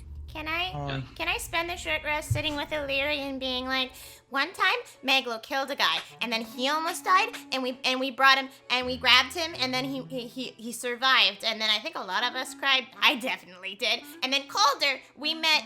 He used to work on the Siren's Call, I believe, or he was born on the Siren's Call. His family was from the Siren's Call, I think. And then he was a sailor and then we met him and now he's part of the gang. And then there's Hawk, who is like sort of a demon, but not really a demon. He had wings. Please don't call me a demon. He's like packing things up. It's actually incredibly rude. Elerie is like taking mental notes as if there's a lot of like planning on like perhaps like a scouting like later holding on to this perhaps blackmail. There's a lot of information that's coming out all at once. Doddle's pretty much giving you everybody's backstory. I'm just gonna say June is there, and June at one point puts her hand on Doddle's shoulder. Doddle, you may want to give our guest a little bit of time. It seems that she's come to us from a very difficult situation. Okay, what do you want to talk about? You got any ale? No. Hey. Magic words. Yeah, Calder's ears perk up. Flask, and it is full of what must smell like rocket fuel at this point. Hi, by the way. I'm MacLeod. You're Elerie? Yes, the name's Elerie Seaborn. They found me at sea once. Do you mind if I just give you a once over? I'm a medic by trade. I just want to make sure if you can't remember anything, just any concussion or anything like that, just Well, I've been eating my oranges daily from what I can remember, but go ahead, poke a stick at me. Grant, thank you. I don't mean Lytton. I know it was very aggressive when we started, but we have like half the city after us. A random stranger just turning up. Don't bode well for us normally, so we're just like if somebody sneaks up on you in a cave.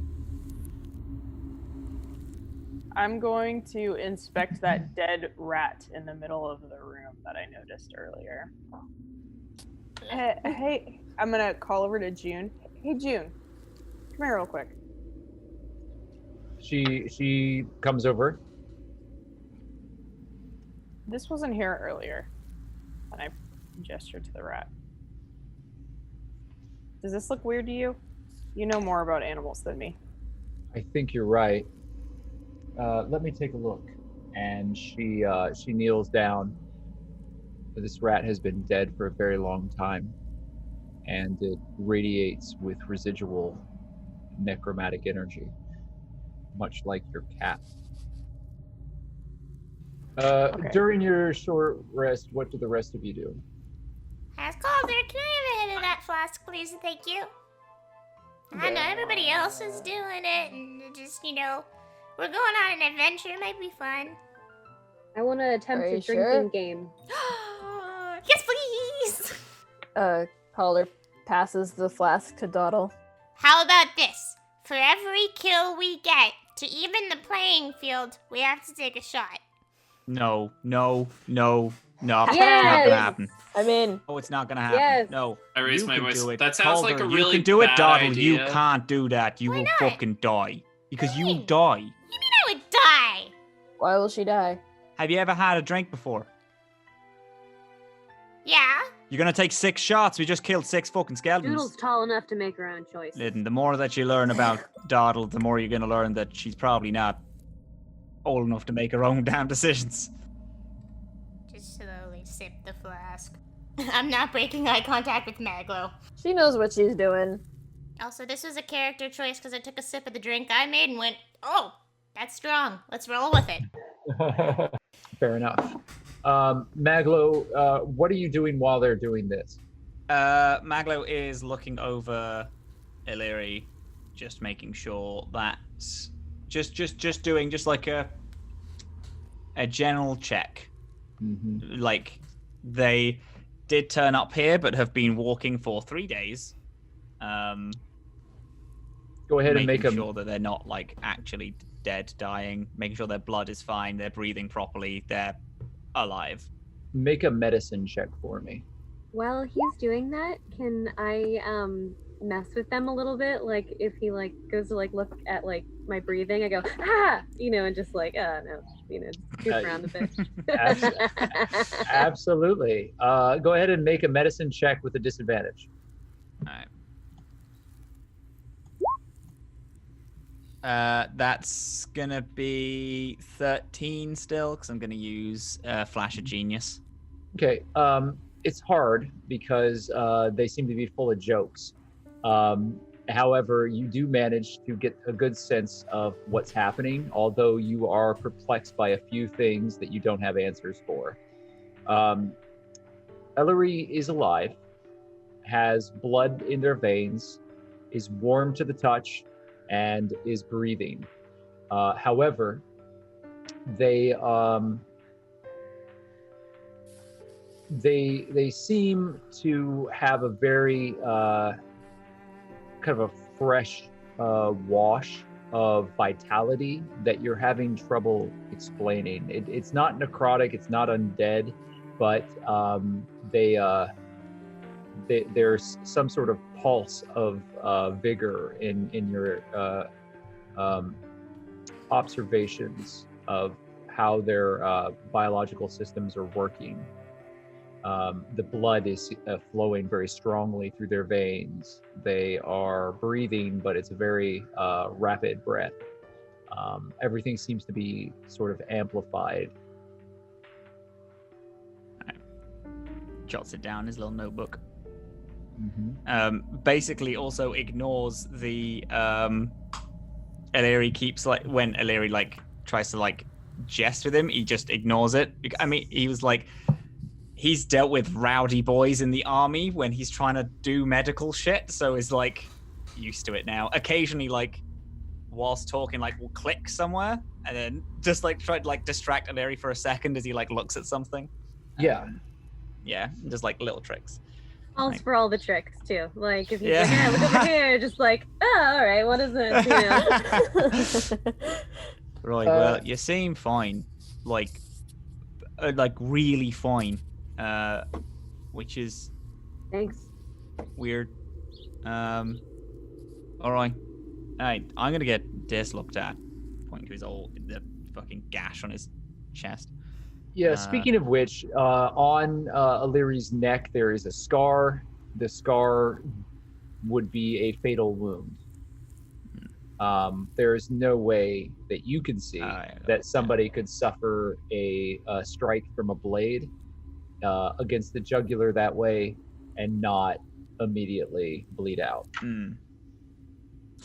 So you don't remember anything before you woke up? I didn't say that. What do you remember? Listen, I said we could have this discussion once we get out of here. All right. Hawk, what are you doing in this moment?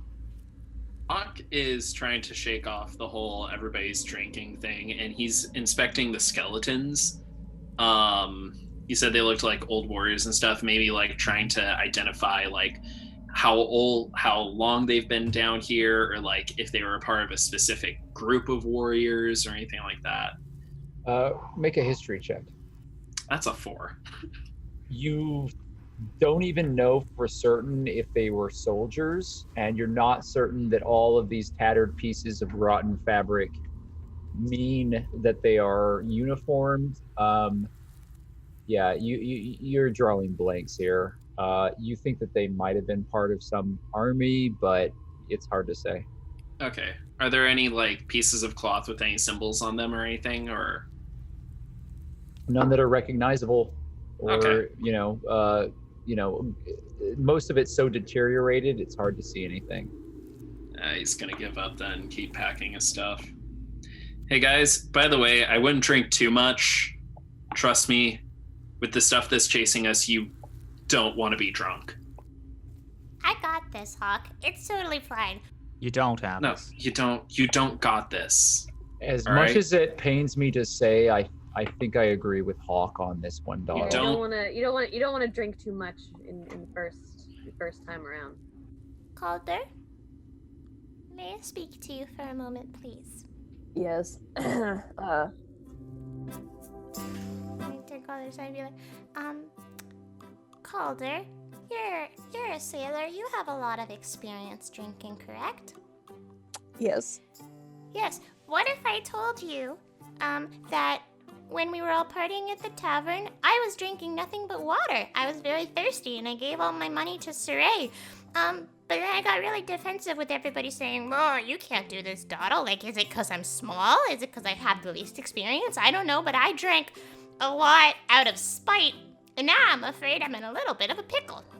Is there something I can do? Can I, like, tap my nose or my ears or something to, like, should I count to 10 a lot? Because now I feel like I have something to prove." All right, hold on. And Cal brings out like another flask that's just full of water. He just like goes behind him and like switches them. Thank you, Calder. There you go. But wait, hold on. Have a sip first. He gives her the real one. Like, take a sip of that, and then he takes it back. He puts his fingers in it and like he's putting cologne on her. Thank you, Calder. And then he gives her the water back. All right, go for it. And then I have the water flask? Yeah. Okay, I'm just gonna walk and be like, So, Doddle, are you currently inebriated? Do you think that you didn't drink enough to actually get drunk? Momo's a little tipsy right now, so we'll say that. Okay, so so Doddle does have a little bit of a buzz on, but she's not drinking any further, right? She's drinking water at this point. Okay. So the short rest passes without really any incident. The rest of the crypt seems to be fairly quiet, and the cat is sitting on the far side of the chamber at the steps of the rough-hewn corridor that the skeletons had come out of, and it looks at all of you, kind of moving its good eye slowly across the group, and it meows at you.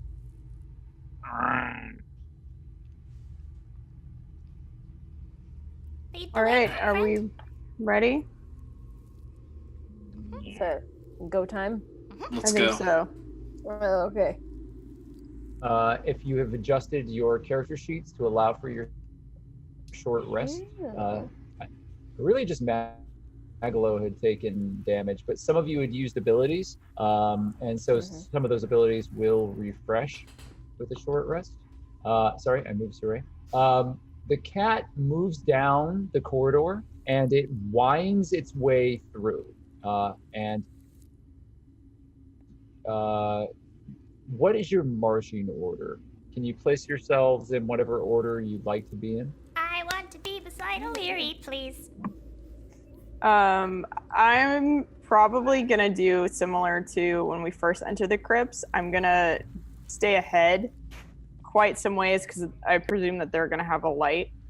Someone in the party's gonna have a light. So I'm gonna stay with my back to the light, kind of scouting ahead and following the cat and making sure there's nothing dangerous up ahead. Okay, so you turn the corner then first, Saray. Does anybody go up with Saray, or are you allowing Saray to scout first? I think I'd like to Cal go would up want to the like, front. maybe like keep his distance a bit, but like so as not to disturb her. I was gonna say Hawk's kind of heavily armored, so he'll probably take the front. Okay, so be in the middle let's then. move Saray over here. Yeah, put yourselves in this corridor in the order that you're in. Oh, Harold! We forgot you. Come back up here, buddy. You go beside me. Can I have him in my Can I have him in my bag? Yeah. Harold will ride in the bag. Happy to not walk. Do I have dark vision, right? Oh, it is not working. Yeah, you have dark vision. Is dark vision what I see on the map currently on Roll20? Or Yeah, you're already set cool. up. You're already set up for dark vision. So Cool. everything that your character can see, you should be able to see. Okay, awesome. But that said, you move forwards, Saray. The cat just kind of slinks down the corridor into an open area, and you see a number of cavern-like, rough-hewn caves, and the stone floor seems to deteriorate here, and entire sections seem to be dug out from the walls to expand this area further back. And there are shattered remains on the floor, bones and other debris, and broken sarcophagus, as well as a number of shattered stone coffins. There is kind of a chill, cold, and very stagnant breeze that seems to be blowing from the north. Can I roll a perception or something to see? It might be sleight of hands to see if the ground is uneven, or like it's gonna collapse, or like it might be trapped. I'm gonna pick up like a loose rock and throw it into the room before we enter. Okay. So yeah, you didn't notice anything, but before you enter into the chamber fully, you pick up a rock and you throw it back into the larger room in front of you. It immediately hits some bone and it falls and kind of clatters into the debris. And there is a shuffle underneath the bones in front of you. There's something moving under the bones. Oh. What? Hey, June. Can you? June is in the rear, all the way down. Like she's taking up the back of this. And we definitely can't do 2x2 in this corridor. Of We're pretty 1x1 in here. Did I hear her? No. I mean, unless you were speaking loudly. Oh no, I definitely was quiet because I don't want to disturb whatever the hell's in this room. So yeah, there's no way you can whisper to June. June is at the rear of the party's line here. Here, you want me to go in first? Can you cast a light spell or something to possibly scare off whatever's in this room? Are I there can do like that. pebbles and stuff on the ground? Yeah. All There's right, a Cal's lot of debris. Yeah, Cal's gonna pick up a small piece of rocky debris and toss it. Fool of a toque. I want to throw it behind the pile of bones. So this whole floor out here is covered in debris and bones. It's like you can't even see really the floor. It's a charnel pit. Grody. Oh. Okay, well then I guess I'll just try to throw it in the middle or as far as I can. So you throw a rock and it lands here. Mm-hmm. And it clatters in, and there's a silent moment. And then there are a number of forms, you don't know what they are, underneath the bones that descend on this area. So you see bones moving, almost as if something is tunneling underneath them and swirls where that rock hit. At least 3 figures. Like, does it suck the rock underneath into the bones, or? The rock fell into the bones. You couldn't see if it hit the floor or not, but whatever motion or movement that it caused, whatever is underneath there immediately attacked that spot. It's like tremors. They're like checking out that spot because they heard a sound.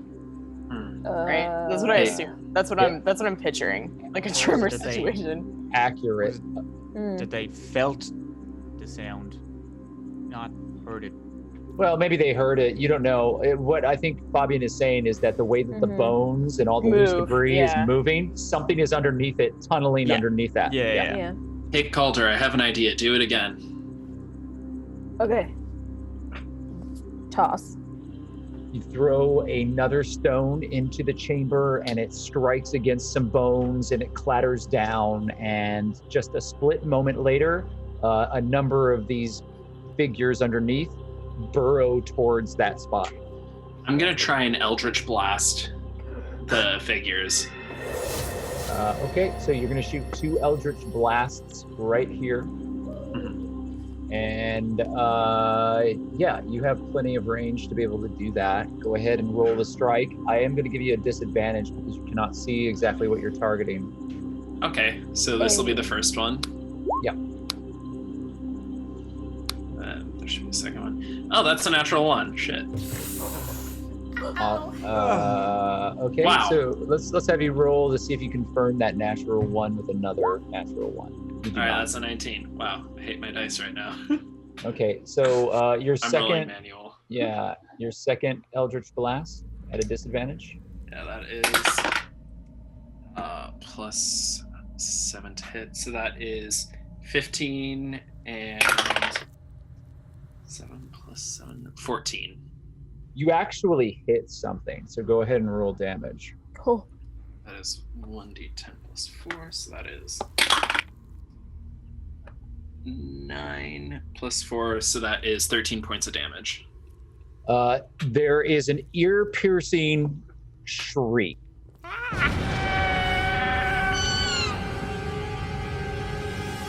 As something is hit, and there's an explosion of bone, and you see just Calder, Saray, and Hawk make perception checks.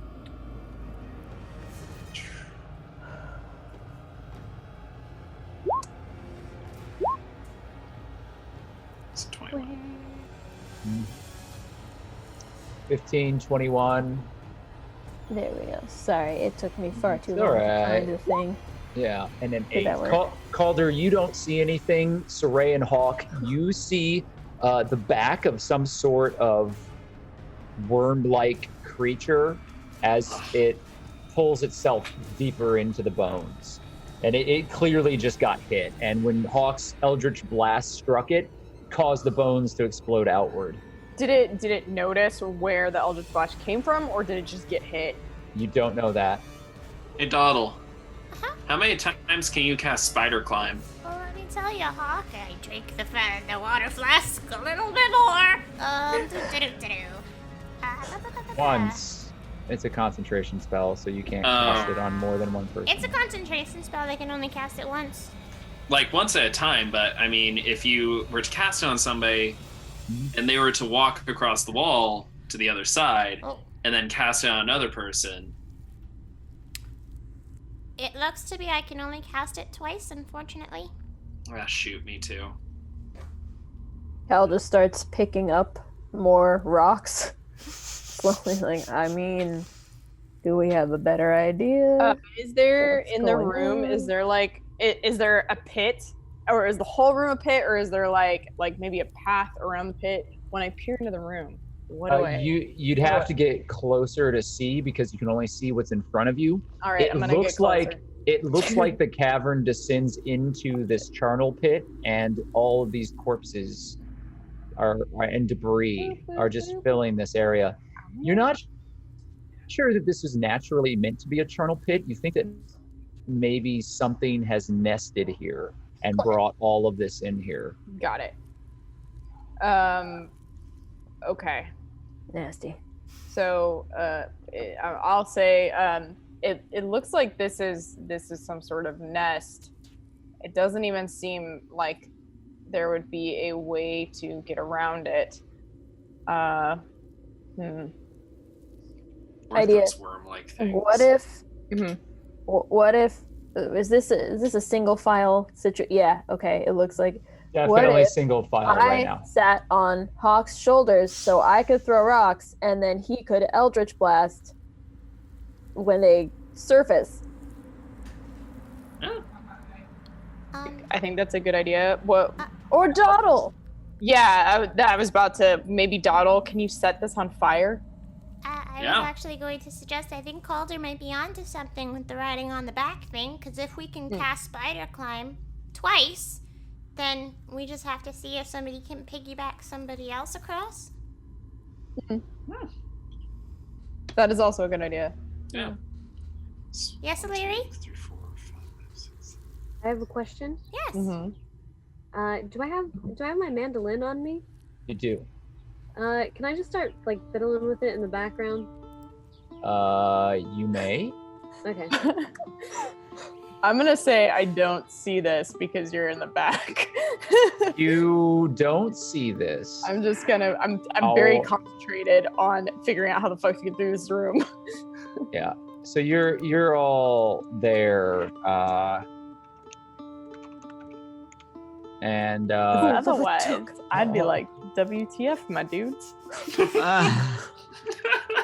I'm not contributing anything to this, so I'm not going sure to do absolutely nothing to push it to help.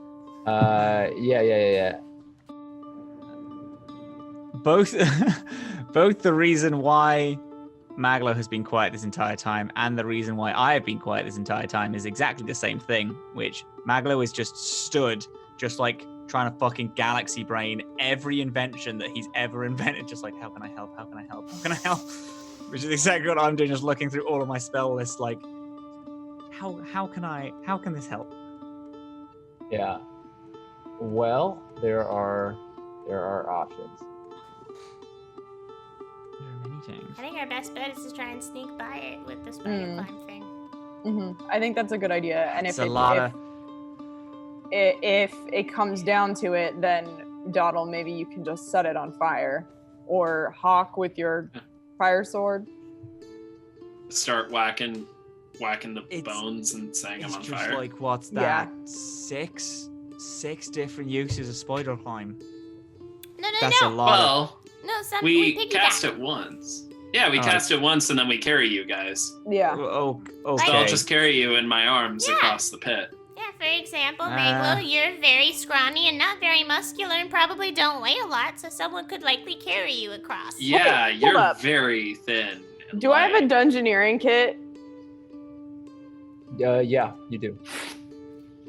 Okay. It should be on your character sheet, but you do have it. Yeah, I should have one, right?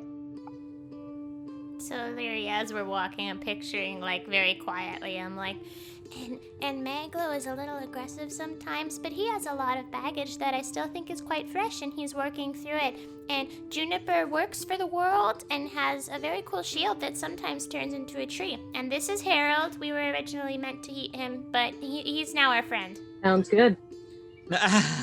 Saray does some crazy shadow stuff that I don't think any of us have quite figured out yet, but we're working on it. I'm hoping that her walls will eventually come down and she will open up to us and we'll be able to form a more meaningful relationship from then Doodle, on. tell me this. Yeah. What more do you know about that book?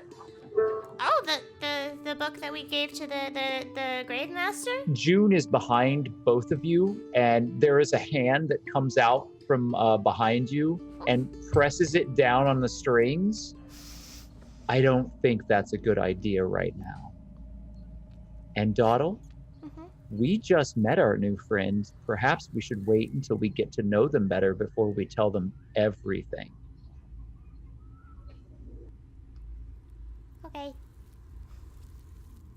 I'm gonna be like, wait, hold on. Before we get too carried away, and I pull out my bag, my dungeoneering equipment, and I'm gonna pull out the rope from before, and I'm gonna pull out a piton. We might be able to figure out a way to swing across the nest. Oh. Start tying the rope to the end of the piton. Okay. Maglo. Do you have anything that we could launch this thing at so it sticks into the wall? Yeah, Dawdle. Oh, Saray, so much. wait, what if I just use spider climb and I can go up there and like actually tie it quite securely? That also isn't a Better, bad that idea. That makes more sense, to be fair. Shall I do that then? I think that's a great idea. And I tie out the knot on the piton in the rope, and I hand Dawdle the Wait, actually, is it wise that we're sending Dawdle in ahead of everybody? I mean, no offense, Dawdle, but you're like the least armed and armored. We both have the same spell, so if anything were to happen, I could probably take a hit better than you can. I'm gonna take another. Look at her face. I'm gonna take another swig of the water flask, and I'm gonna. MacLeod is just gonna grab. He's just gonna very angrily just snatch it out of her hand. Stop underestimating me! Ah! I would like to cast spider climb on myself though. What do I gotta do Oh, we never discovered what bitumen is. Is it poop? No. You have your components, and you pull out a handful of this strange moss, and you rub it across your hands, and it's very sticky. And as soon as you complete the elvish words, you are able now to climb on the wall. Yeah, you're still in the back. Do you climb over everybody's head and out into this chamber here? After my great show of a demand for respect, I'd like to take my swig, I'd like to cast my spell, I have to get to Saray, then be like, excuse me, I'm just gonna sneak by you here real quick and make my way over to Saray. Mago is gonna try and just snatch the flask out of her hand. Collar's gonna try to snatch it from MacLeod. Like barely leaves Dawdle's fingers. Like, yink. I will make whatever check. Go ahead and make a acrobatics check. Okay. Can we Both all? of us? Yeah. Anybody who's trying to grab the flask. I'm trying to keep it. Yeah, well, you have spider climb enacted. I'm trying to get too. in there. Oh, right. So Oh God! Wait, that was my perception one. That was perception? It's acrobatics. Acrobatics. Yeah, I did the wrong thing. Okay, hold up. Everyone is trying to snatch it. Calder wins. Calder. Yeah. No. Well, Elerie is up there too. Elerie and Calder, you're both holding onto the flask. And the two pirates meet eyes. Unpatched and all. That's fine. If you let go of this right now, I'll teach you how to make your own. All right. Thank you. All right. We're learning bathtub vodka later, boys. So, Hawk and Saray, since you're the two that are not part of this right now or in the back of the group, go ahead and make another perception check. Mm-hmm. As Cal puts the water flask back in his jacket, he winks at Dawdle. Saray and Hawk, after the kind of like lazy chords of a mandolin ring out through the corridor and then stop kind of abruptly, Everything in the chamber ahead of you becomes very quiet. In fact, you don't hear anything at this point. The shuffling of bone and the other sounds from inside of the pit seem to have stopped. As soon as I hear the mandolin, I'm gonna just make this like. Yeah, well, you're looking at Hawk. Who just did that? And I have a very guilty look on my face, like, ooh, did not realize it was going to be that kind of party. So the room's just quiet. We don't hear any other movement or sounds after the mandolin noise. Nope, it's very quiet. The discordant sounds of the mandolin stopped abruptly, but they did ring out for a few seconds, and you're not sure what's happening behind, but you do see Dottle kind of climbing her way over to all of you. And Dottle, are you trying to get involved in taking the pinion and the rope? Yes, I have something to prove. No, that's okay. So what are people doing? We'll go through the initiative order. MacLeod? MacLeod is going to try to ready himself with a shot in case Dottle falls or one of the things like leaps up out of the dirt, the bones to like try and grab her. So he's just like preparing himself and settling. You're preparing yourself, so you're going to hold your action, is what I'm hearing. Yeah, that is yes. That's my bad. Yeah, he's going to hold his action. If something attacks, then you're going to attack back. I'm hearing. Okay, Calder, what are you doing? Dottle is climbing the ceiling right now. What is that? I'm gonna. Okay, so she's not done that yet. Well, in that case, I'm just gonna, I don't know, wait for something to swing on. There's not really much for me to do at this point. Right. You are in a position right now, too, that unless something attacks you directly in this corridor, you cannot do much of anything as far as attacks are concerned. Do you want to push forward closer to the edge of this pit, or do you want to stay where you're at?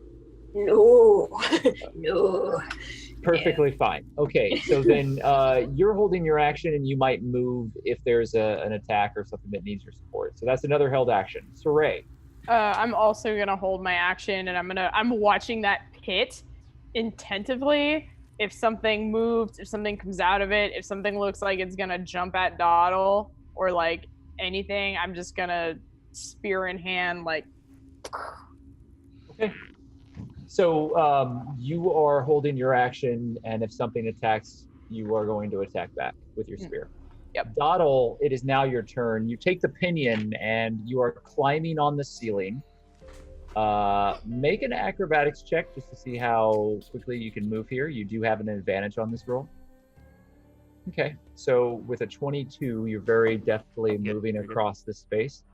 So I look down to see if MacLeod's looking.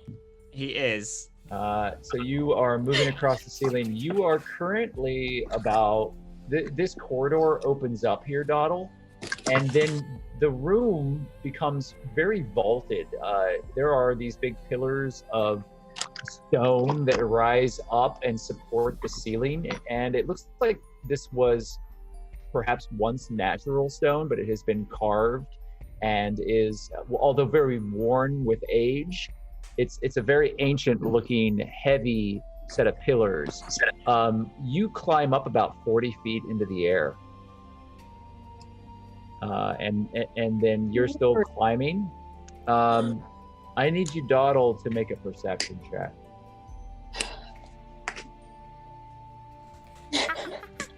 Great, I love it. All right. That's a natural 1. Go ahead and roll that again and see if you get another natural 1. I did actually accidentally, and it was a 19. Okay, so you didn't get 2 natural 1s in a row. However, you don't see anything. Lord. So you said there's like pillars holding up the ceiling?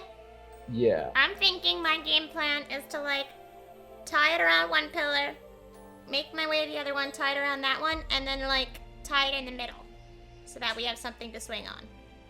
This is how many feet of rope? It would be 50 I mean, is feet. there anything that I can just tie on the top? You have 10 feet of rope left, Doddle.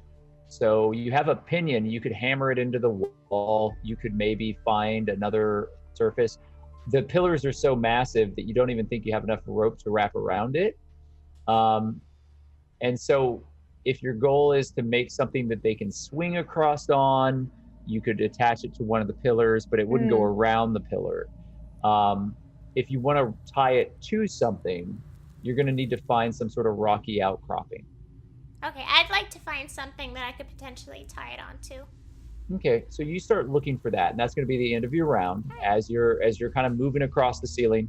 And then it's going to just be a dangling rope that they can either swing on or maybe climb up. You'll need more rope to get it across this area here. Doddle, do you see anything in that room? There's like a bunch of pillars, and then I don't see anything. All right. So Juniper is pressing forward. She seems anxious, Elerie, but nothing seems to really happen on her part. She's praying under her breath. Hawk, what are you doing? Hawk is going to... Fuck it. Hawk's going to take a stone, go to the edge of the pit, and he's going to kind of drop it slightly within melee range. Immediately there is motion underneath the bones as they push into that area. What do you do? I'm going to take my sword, turn around, and the moment I see it coming close, I'm going to stab down with my green flame blade. Okay, so roll to strike with a disadvantage. All right. Icing this. You got it. Let's see to hit. Okay, so that's 16, and that's 13 plus 8, 21. Okay, so your disadvantage, you hit 16, so you have hit something underneath. There's another shriek. This, and then green flame blade is this. So that is 13 plus 3, so that's 16. And then if there's anything near it that could take damage, it would take 12 fire damage. Yeah, it'll take 12 fire damage. It'll spread over as there's a blast of green fire that kind of shoots out underneath the bones. There are figures there. And immediately they rear themselves out of the bone here.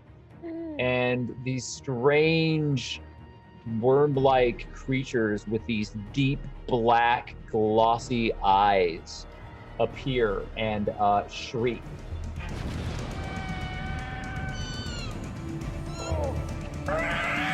So they leap out of these, and you see these like sickly, huge worm-like creatures with these tentacles that are writhing all around their face, almost like a cowl. These tentacles seem to be just snapping outward. They have a pair of antennae that kind of shoot backwards, and these little legs, and so they push forward, and they immediately begin attacking. Okay, Elerie, you're further back, and you hear some shrieking noises, but you just see all of your party members crammed into this tight cavern. I'm gonna opt in to put my mandolin away. Okay, you sheath your musical weapon. And I'll draw my double axes. Okay, so you got your axes ready now. Hell yeah. You still don't have a viable range target. You'll have to push forward and push people out of your way to try to get further up. Would you like to do that? I'm just gonna look ready. Okay. You look like a badass. June is the only person who really sees it. So we're gonna say that you've also readied an action. At the end of the round, these creatures attack. Saray, are you standing in the place that you're currently standing in? I moved out of the way for Hawk to get in there. Awesome. Two of these are going to attack Hawk, and one of them is going to attack you. Fuck. Okay. So, and like the one that's attacking Hawk is actually that far away. It doesn't. The tentacles lash out, and they seem to extend forward as they are attacking. The other two are a little closer, but they're actually grabbing forward. So, Hawk, the first one is attempting to, is going to try to wrap its tentacles around you and pull you down into the bones. It misses, so it tries to wrap its tentacles around you, and you step backwards as they hit weakly onto the ground. However, it then lunges forward and bites at you. The bite, however, does... do you have anything other than your straight AC right now? You're at 19? Yeah, I'm at 19. Okay, so it lashes forward, and you feel this kind of network of little, really sharp teeth, like razors, digging into your arm as it moves past your armor and lashes downward. Let's see here. That is... Does this trigger my held action? It's going to, yes. Cool. But they get their attacks first. 2. You take 5 points of damage as it bites you. Right. And make a Constitution saving throw. Save. That is 17. Okay, don't worry about it. Just asking. Just making sure your dice are warmed up, that's all. Okay, and that's the first one. The second one lashes at you, Hawk, with tentacles and misses. It is not close enough to bite, so it doesn't. And then Saray, tentacles on you, miss, and then it tries to bite you, and it misses that as well. They're not rolling well. All right, so after that, anyone with a held action, let's start at the top. MacLeod, you see these creatures are attacking Saray and Hawk. He's gonna fire a shot at the one that's attacking Saray. Okay. Since I didn't say I was holding a spell, it's just going to be a generic shot from a generic gun. Yeah, it's still a gun though. So go ahead and roll the strike. Whoa. It's an 11 misses. So you hit the wall behind the creature, and like some rock explodes right by your head, Saray. And there's a loud ringing noise throughout the cavern, and everybody's ears ring for a moment. It's fun fact. I rarely use my rifle for its actual intended purpose. I don't think I've ever hit a shot with it. I exclusively hit my spell flavors. You killed a guy once with it. The unarmed dude. If your intention was to let everything in the crypt know where you are, I would say that the rifle is doing a great job. Well, you are it's gonna happen at some point. All right, Elerie, you were holding your action. Is there something you would like to do? I think they've got it taken care of. If it starts to move towards the back, I got it. I love your confidence. All right, Calder, you were holding your action. Is there something you'd like to do? I was. I can't move and attack with a held action, right? You can move forward and attack, yeah. Oh. See, I'm wondering if it would be a better idea to do that, or because I picked up all those rocks and I never said I put them back down, so I could just toss them everywhere. Pocket sand! I mean, they're already out and they're already attacking, so... All right, so do you want to throw the rocks? Or... Well, can I toss the rocks as I run, just haphazardly? Chaos? Yeah. You do that, and rocks Okay. just scatter all around you like rain as you run forward and fight. Yeah. So like rocks are raining down around everybody, and it's distracting. But other than that, it's not really doing anything for the worms. Cool. But Pocket which of these? sand. Yeah, which of these are you gonna attack, Calder? I think I'm gonna try to get up there with Hawk. You know, some solidarity there. Sword bars. But I moved him a little bit, and now there's a whole new one. Oh. Okay. Was that supposed to be there? Yeah, there's 3. Okay, well, now I see him. There he is. Here I am. Hello, let's fight. Which one are you attacking? This one? Well, Or this probably the one right next to me now. Yeah. You're like you're hugging it. You kind of push forward past Hawk, and yeah, you're just like right in its face. So go ahead and roll. You have 2 attacks. Yes. A third if you choose to use it once. Or was that long rest or short rest that you get that back? It says short rest. Yeah, so you have 3 attacks if you want them. Yeah, let's see how these go. All right. Okay, so yeah, you have hit with an 18, and you've done 6 points of slashing damage. It shrieks horribly as your blade cuts into it, and this thick black bile pours out of its fleshy carapace. It still is fighting though, still lashing out angrily. Grody, let's do another. Oh boy. You hit it again, and with a second slash, you open up another wound across its soft underbelly, and it shrieks once again. It's still standing, however. Do you want to use your third attack, or do you want to wait? Shit. You know what? Since this one's like all up in my petticoats, let's go ahead and maybe use the other attack. Okay, so you're going to use your third attack for another scimitar strike. Go ahead and roll. Yeah, I figure it might be worth it to try to get rid of it. You swing, and as it lunges forward, you panic and slip on a rock that you threw, and it causes you to swing kind of wildly, and you miss it. And like you're looking down at all the rocks on the floor, and you realize that maybe that was a mistake. Okay, so that's Calder. Saray, you had held your action, correct? So what are you doing? This creature is attacking. I'm going to, so the tentacle comes up, right, and tries to attack me. I'm gonna, like, kind of jab up with my spear.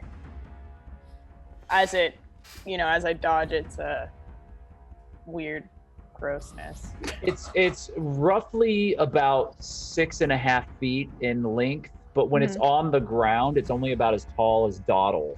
Oh, okay. Then I'm just gonna try and skewer that baby. Well, to be clear, right now it's reared up, and it's as tall as you are. Oh, then I'm gonna skewer that baby. All right. So go ahead and roll with your spear. Skewer. Bam, bam, bam. Bam, bam, bam. That's a natural 20. Whoa, that's right, baby. Whoa. Well. Yeah. So I'm gonna where I skewer it, I'm going for where I presume is the head. And like once I get my spear in, I'm just gonna twist it and try and just pick it up and F that thing up. Well, you with your crit, it did 9 damage. So you stab outward, and the creature shrieks, but it is still standing, and you try to push it. Is that what you're trying to do? No, I'm gonna it's stuck on my spear, right? Or the critical, I'm gonna allow you to have the spear stuck in it, but it's definitely still alive. Fuck yeah. So you've hooked it, but it's awesome. still Yeah, kicking. I'm just gonna keep it hooked in hopes that if MacLeod tries to shoot again, they can, or whoever tries to attack it, it kind of immobilizes it a little bit, makes it easier to hit. All right, I'm going to call that a grapple, and I'm going to make you not roll for it. But in the following rounds, you're going to have to, with your athletics or acrobatics, to keep it grappled, okay? Okay. Dottle is up on the wall. Dottle, from out in the darkness on the wall, tentacles strike out at you. And you were unaware of the presence of one of these creatures crawling on the wall above you. So Can I still cast shield? you have a reaction. Coming? So you can cast your shield reaction, I believe. Yeah, I'm just gonna go. Ah! Oh wait a minute. Wait a minute. It doesn't say concentration here. Range area self. But if you cast any other magic, you lose your concentration on your spider climb and you're gonna fall. So just remember that. Well, in that case, I'm just gonna like look at it and just gonna like close my eyes, knowing I can't let go. Your current AC is that 14? Mine says 13. Oh. Oh, I don't like the sound of that. You get hit by the tentacles, and I need you to make a acrobatics check for me, please. Ah! This is a 5. Oh. You're gonna take 6 points of damage. Shit. I need you to make a Constitution saving throw. 15. That's good. You said 6 points of damage? You take 6 points of damage, and you get pulled off the wall by the tentacles as they wrap around you. And you feel this oily substance on the tentacles, and it kind of burns. It's like a hot, acidic touch. It doesn't seem to be burning you as in acid, but there's something weird about it. It smells very acrid and gross. And you're wrapped in these tentacles, and you're currently grappled. So you're going to need to fight out of that so that you can do something else. Your concentration, for you to continue doing spider climb, to have that spell still active, if you want it active, you're going to need to make a concentration check. I mean, is there any point? Because I was pulled off the... I'm gonna... You know what? It says to what you want to do, because if you keep it active, you might be able to break free and jump back onto the wall. Or if you want to cast spells to try to attack it or something like that, you may just let it go. I wasn't anywhere close to getting this thing tied, was I? You were very close to a rock that you thought was a good call, but now you've got the rope with you and you're not near that thing.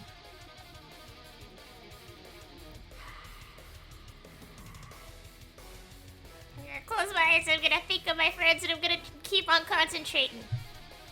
It's a +5. So roll a D. You have a +5 to your modifier, so it's a D20 roll with a +5. 17. You managed to keep spider climb cast as this creature pulls you forward. So you still have spider climb. Okay.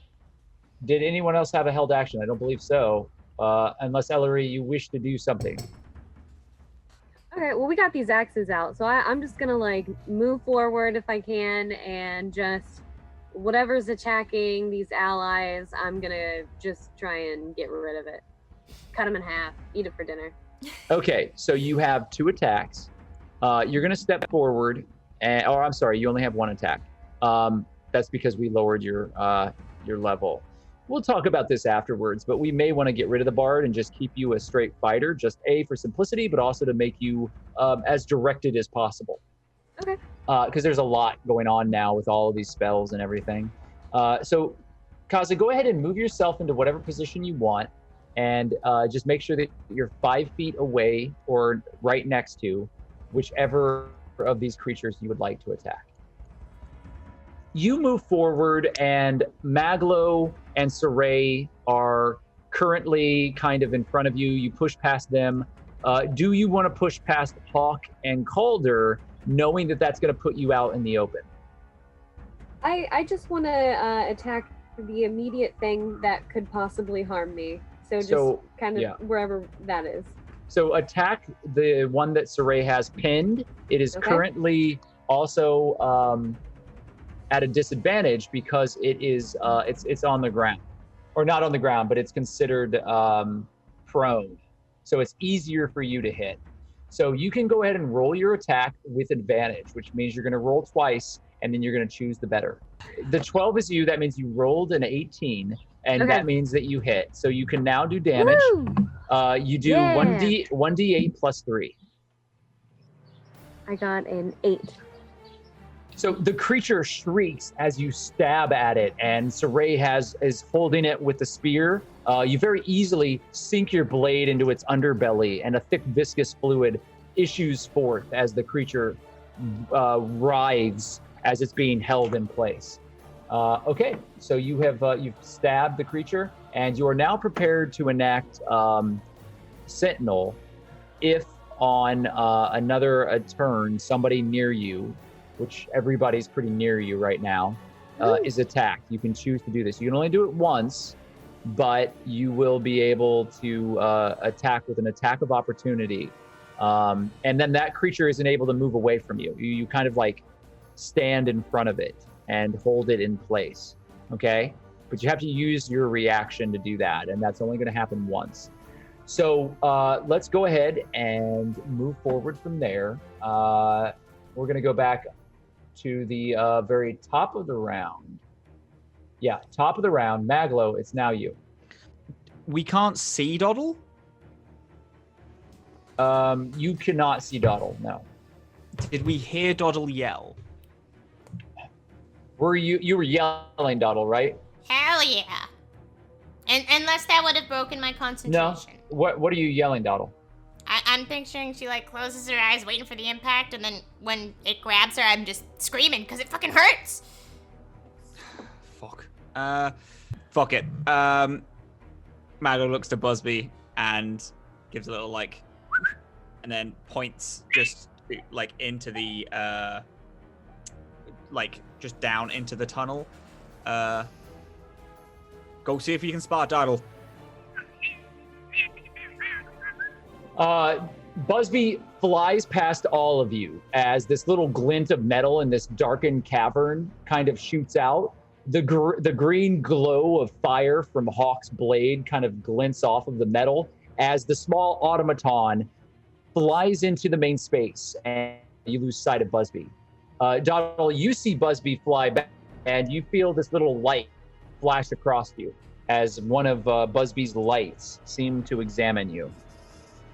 Question: Would Calder be able to see that happen? Calder sees that happen. Yeah. You see all that. Ooh. Everybody sees that. Cool.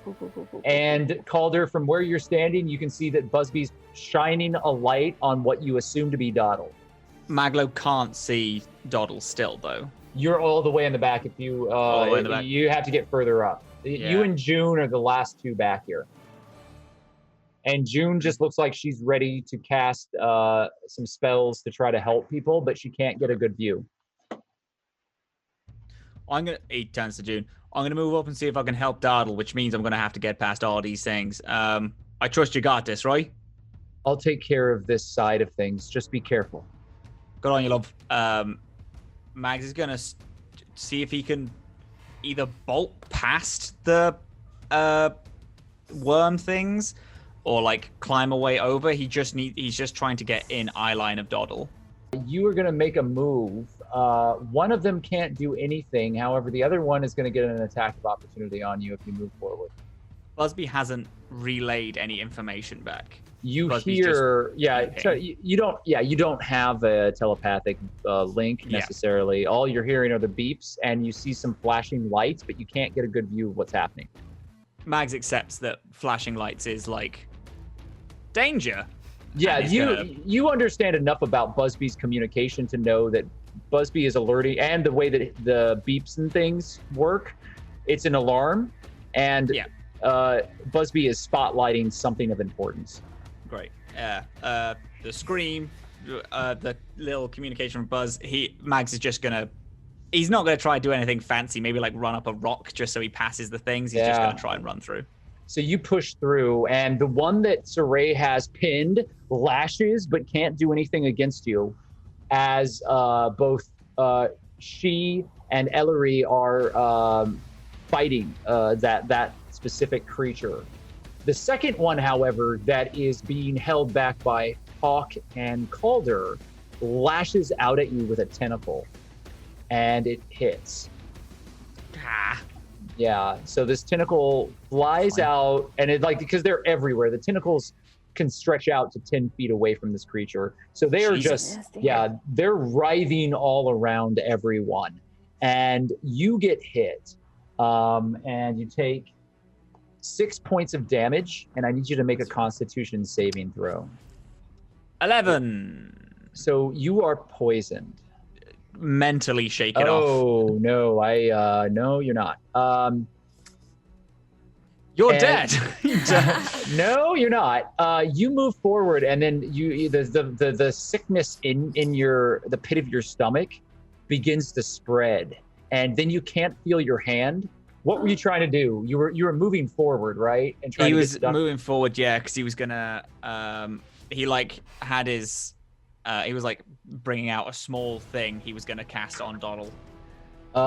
So Hawk, you see MacLeod pushing forward, trying to get to Doddle. You see this tentacle wrap around MacLeod, and then MacLeod pulls himself free, and you see this wet slick smear across his throat, and there's little bits of blood where it looks like little pinpoints of piercing have happened on him, and you can't feel your hand, MacLeod, and then your arm falls numb, and you fall to your knees, and you are indeed paralyzed.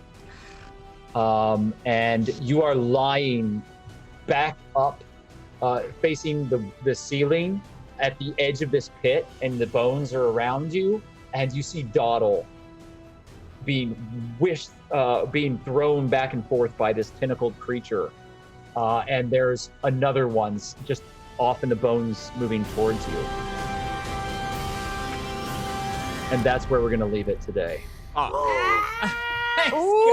die. Yeah. He's gonna fucking... We're fine, everyone. No, I'm dead. No, you're fine. I thought Matt was gonna die. I thought that basically the description that was being given to us was the death of a new companion. Sorry, guys, I killed the party. He gets like this a lot. He's fine. He's almost died a lot. Yeah, no, it's a dire situation, but nobody's dead quite yet. I have a question. Never mind, I'll save it. No, ask away, or don't if you don't want to. Can whips be used to grapple things? Uh-huh. Okay. We got Indiana Jones across the cavern. I think I was like, If we don't have a fucking spin-off of Calder and MacLeod going on old treasure hunt adventures, I'm gonna be so mad. Please, holy moly. I was gonna try and play them to sleep. I was gonna be like, all right. Hey man, huge fan of Read the Room. Don't give up on that idea, maybe. Yeah, you got this. I believe in you. So I know we dropped you into the middle of it, Kaza, but you did a great job. I hope you had a good time. You.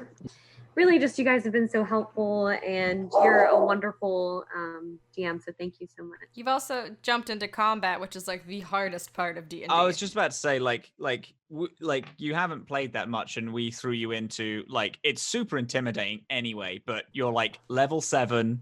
It's in the middle of a dungeon with combat and stuff. There's a bunch of characters that already have established themselves, and it's you handled yourself incredibly well.